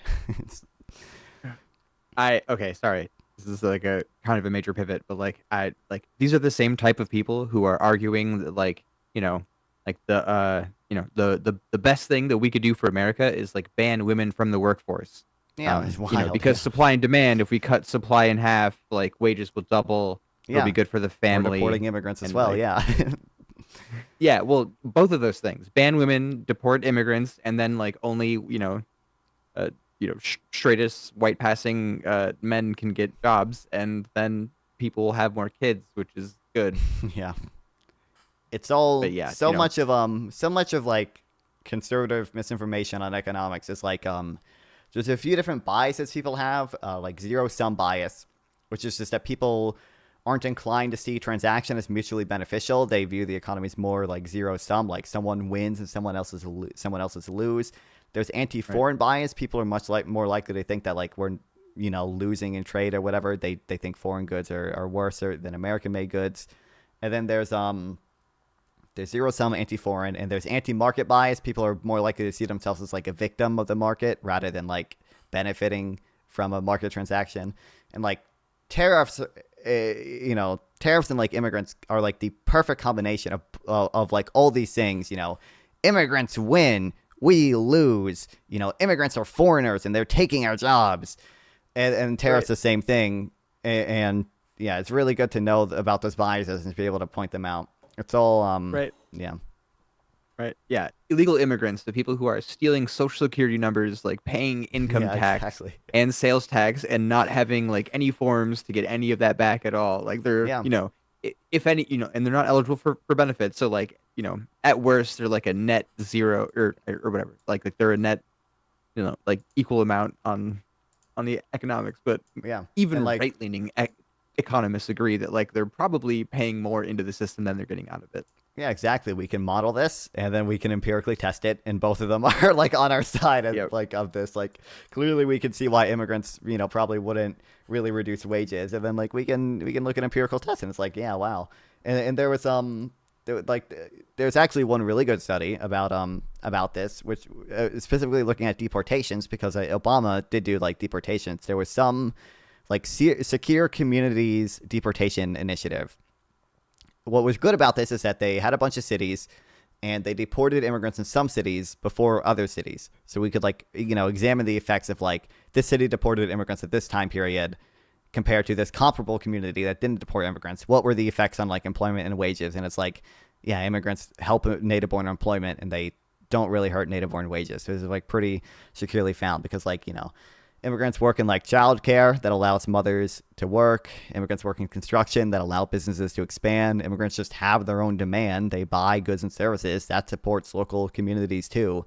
There's like all these mechanisms by which we can clearly see that like immigrants wouldn't really increase wages if deported, and then we can empirically examine it. This is exactly what happens. Right. Or I will say, I will have to look up the source to send if you disagree, but like there are some studies that do show that actually a high influx of low skill labor can have a negative impact in the short term on like low skill. Yeah, basically workers. Like all the studies on immigrants and wages I've seen have this, where it's like high school dropouts wages drop like negative 2 percentage points, and like some other low skill workers have like slightly negative short term effects. But like I don't know, it doesn't seem like here's the thing is that like you could sort of make the argument for like native-born kids, right? Like clearly a native-born kid is gonna have, they're gonna increase the labor supply too. To some extent, they're gonna have downward pressure on wages, but like obviously you know, to be perfectly comparable, we'd have to have a massive influx in native-born kids. But like, immigrants are ready to work now, whereas native-born kids have to be like supported for 16 years, if not 18 years, if not more, by like state subsidies and their parents, you know, spending money on them to raise them.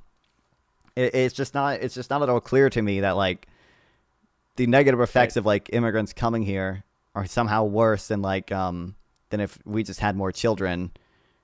It's wild, yeah. Well, that's the thing, is that like we're presuming a lot of stuff, you know, we're steel manning their side. But yeah, it's the idea is to keep them out and like make more kids here.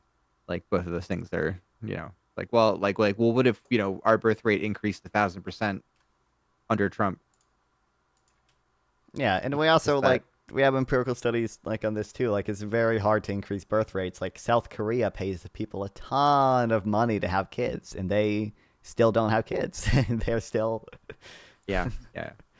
You know, there's oh god, whatever. This is an older example, but the directive oh god, it's a triple number. I don't remember what it is, but yeah, it's like a whatever. It was like a commie policy in the 60s that like trying to, you know, I don't know, government mandated birth rates basically, which got real weird. Sorry, I need to find them. Like they don't tend to work out very well, but yeah, no, I mean, yeah, the all developed countries, the birth rate is just plummeting, and like, yeah, I don't know, maybe women want to have less kids, maybe men aren't doing well enough for women to want to have kids with them. Who knows? You know, it's not because they want to. It's because actually the left has actually, you know, trans everyone. So there's no. No, I think it's the microplastics. The microplastics, yeah, and the semen, yeah. No, I mean, they filled my grandpa full of lead, or my grandpa full of asbestos, my dad full of lead, and me full of microplastics. And it's actually all the soy they're putting in the water. That too. Yep. It's it's phytoestrogen, which, you know. Well, actually, you know, don't worry, because soon we're going to have RFK in charge of health, and I'm sure he's going to make very reasonable decisions. He actually, like, I've seen him, like, he seems to have like okay past when he was like kind of a regular like environmental lawyer or whatever, but he's just like done so many, like, he made so many weird comments and done so many like weird, insane things, and it's like this guy just seems like actually like cuckoo crazy. Like there's got to be like other people who are concerned about the same health concerns as he are, but don't have all this like crazy weird shit attached to it. Like, you know, RFK is like the caricature of Fauci that the right presents. And I don't know. I'm whatever. You know, like, who needs measles vaccines anyway? Exactly. I'm kind of upset that we're probably gonna not have Lena Khan anymore, who's the head of the FTC, who's done some of the antitrust stuff. She's probably gone too far in some cases. Like, I think there was I forget which airline specifically, but like there are cases where, like, you know, letting companies merge is not really a bad thing. For example, you know, like here's a good example. Cedar Fair and Six Flags are basically the only two like amusement park companies, okay? But they don't really directly compete with each other. Like, most people only have one park close to them. They're really just competing against other forms of entertainment. So like letting them merge is not necessarily bad because they're not in direct competition with each other. There's a similar case with like budget airlines. It's like these budget airlines, I think it was like Spirit or JetBlue or something, you know, they're not so much in competition with each other as they are in competition with the bigger airlines. So if you let them merge, they could actually compete better against the bigger airlines than they could on their own, and you actually enhance market competition rather than decrease it. There are cases like that exist, but I think overall she's done a really, really good job at like some of the antitrust stuff, and like the you know, the McDonald's ice cream machines are fixed because of Joe Biden. Okay, we got one click to cancel like subscription services because of Biden and Lena Khan, and they don't appreciate them. They don't appreciate him. Well, all that stuff was Trump policies, you know, like existing conditions and price caps on insulin. Oh, yep, that yeah, too. All of that was actually the right Biden idea. just took credit for it. Yeah. Yeah. Oh boy, it's yeah, it's wild. I don't know how to stay sane talking to some of these people, but yeah, no, I don't know. Yeah, but what do you do? You do the same thing? You hop around some of these panels from time to time and just Yeah, I've spent a lot of time on Discord, a lot of time just like reading research in my free time, and I don't know, like literally within the past like month maybe I've been like I spend like 10 to 12 hours reading research a week already. Like, why not stream it? Yeah. But yeah, try to hop on panels and just like I don't know. Yeah, Most makes people sense. have like don't read more than headlines, so it's really easy to, you know. Yeah, exactly. To have yeah. a response to that stuff. Yeah, if you just like follow the right people on Twitter, like for econ stuff, there's so many like, you know, claims people make. Like JD Vance made this claim about like the 7H prime age men have dropped out of the workforce.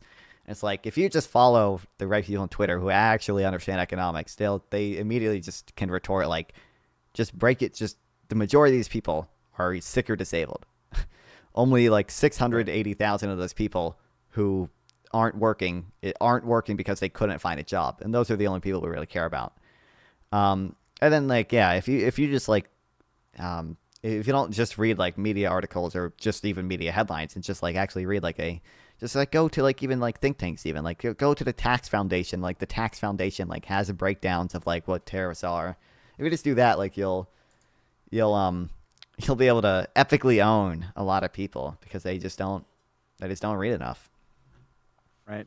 Yeah, and I'm like, I'm trying to remain hopeful. Oh shit! Like, I can't hear you. I'm thinking about how easy it is to access all the information, but also like looking at like I don't know if you've seen the meme of like the Google search trends of like where's Joe Biden, yeah, near election day of like I'm like what like Kamala's running instead.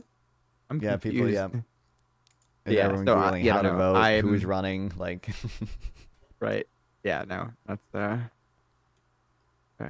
yeah, and I live in a swing state, so I got to watch yeah. Oh boy. I got to watch which stuff. swing state do you say? I live in West Michigan, which is where Pfizer's global manufacturing headquarters is.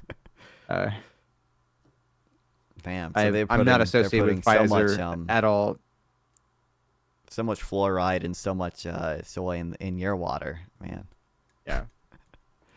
Man, I remember on election night, I'm in North Carolina, and I was really hoping North Carolina went blue. I was expecting it to go blue because you probably saw our Republican governor here, Mark Robinson, is literally fucking insane. Hates trans people, hates gay people, also watches trans porn and calls himself a black Nazi. And also supports abortion, no exceptions, except when he got an abortion, and then he apologized for getting that abortion, and then he went back on that apology and said, actually, I'm in favor of exceptions to abortions. I'm going to take credit for the abortion that I apologized for previously. Literally insane. Women absolutely hate him. Most people here absolutely hate him, too. I was expecting Kamala to win here, just because I didn't expect so many people to split their ticket. I thought, no way, so many people vote for our Democratic governor, but still vote for Trump. And I was so wrong. And I remember when NC was called like at 10:30 or something, and I was like the first one of my friends to start dooming. I was like it's over.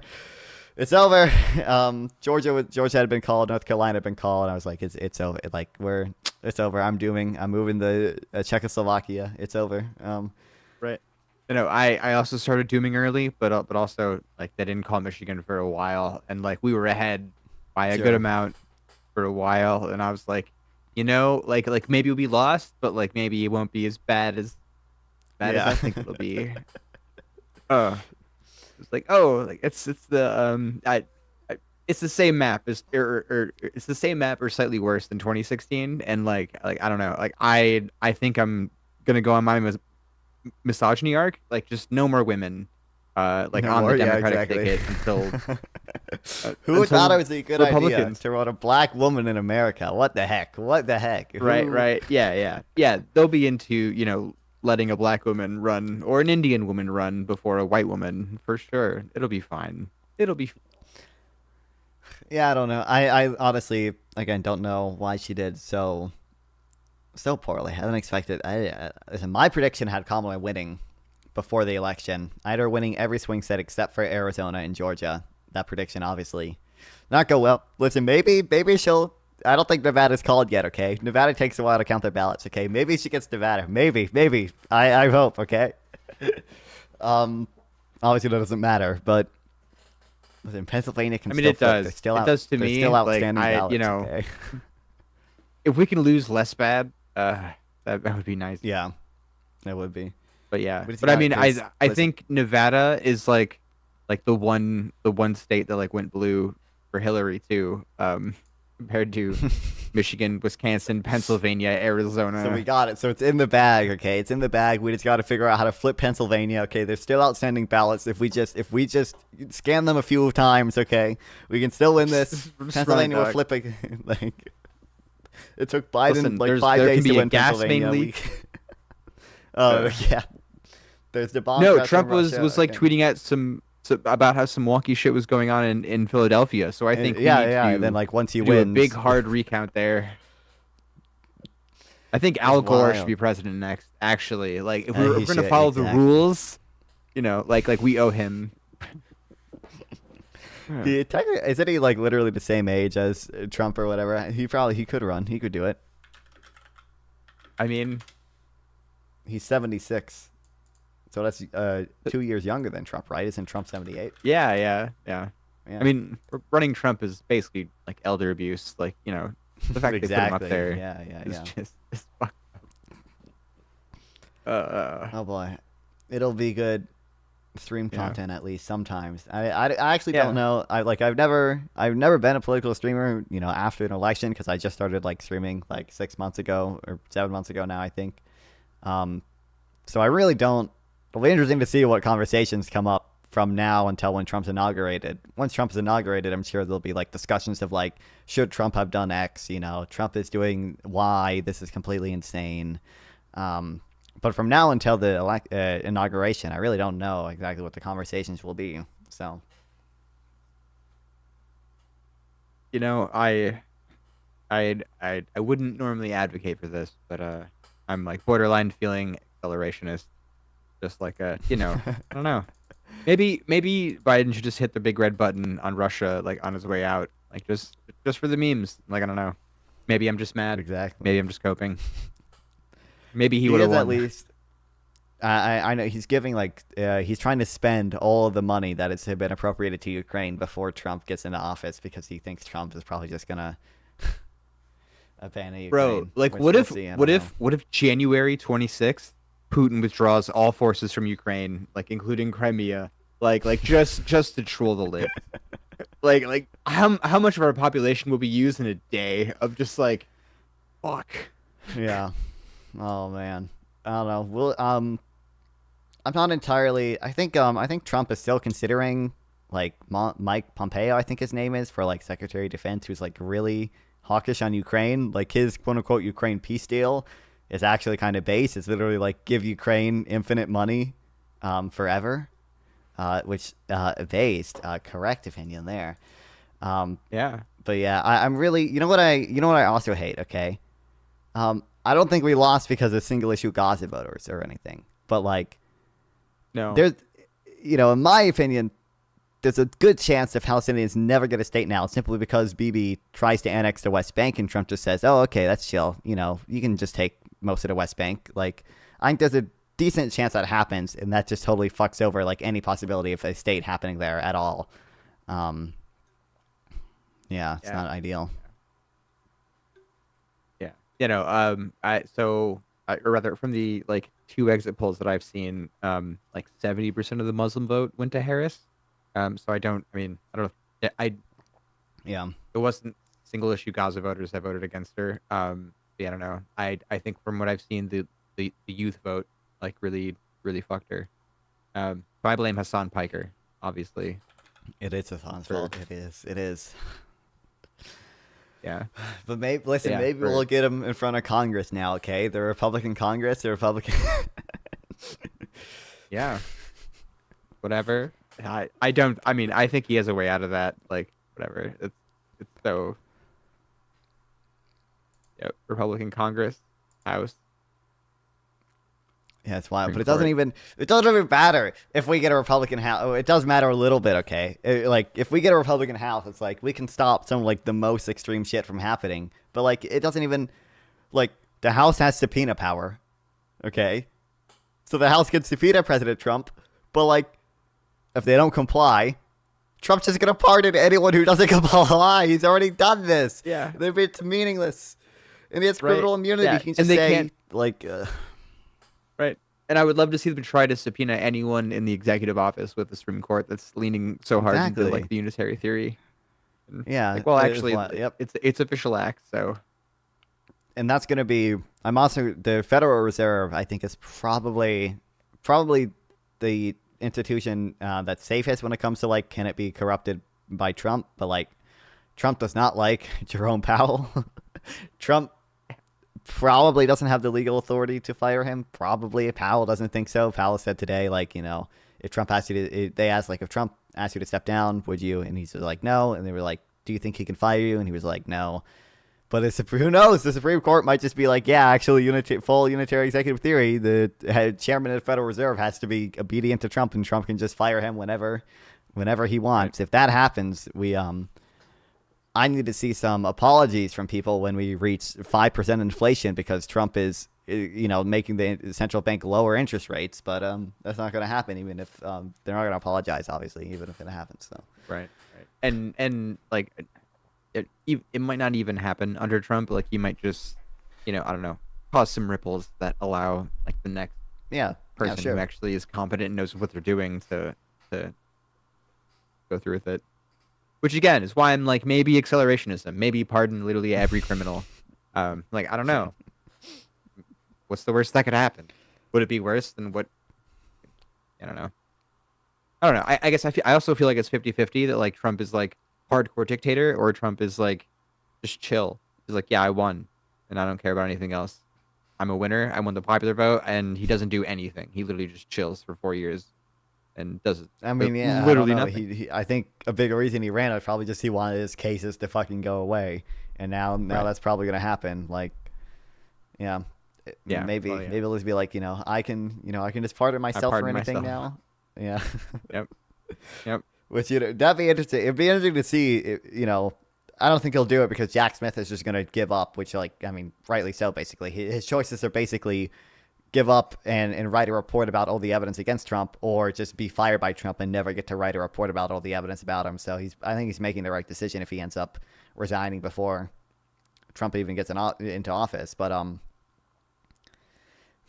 it's depressing. I don't know. His revised indictment was so good. He was just like presented 90% the same thing and was like, actually, most of this is an official act for sure. Yeah. And I was like, dude, that's bold. It's obviously like.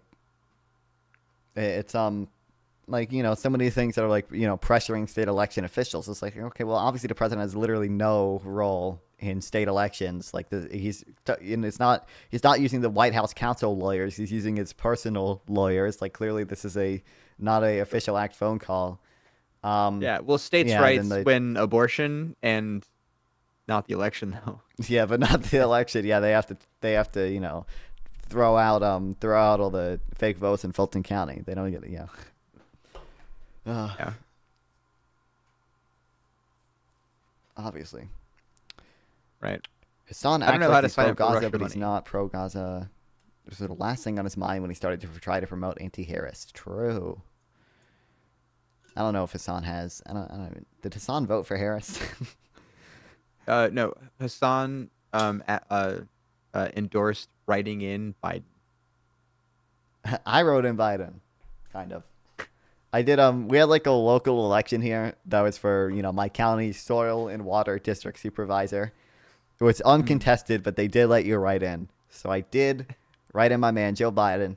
Great retirement job for him. He can come down and just supervise the soil and water, whatever that means.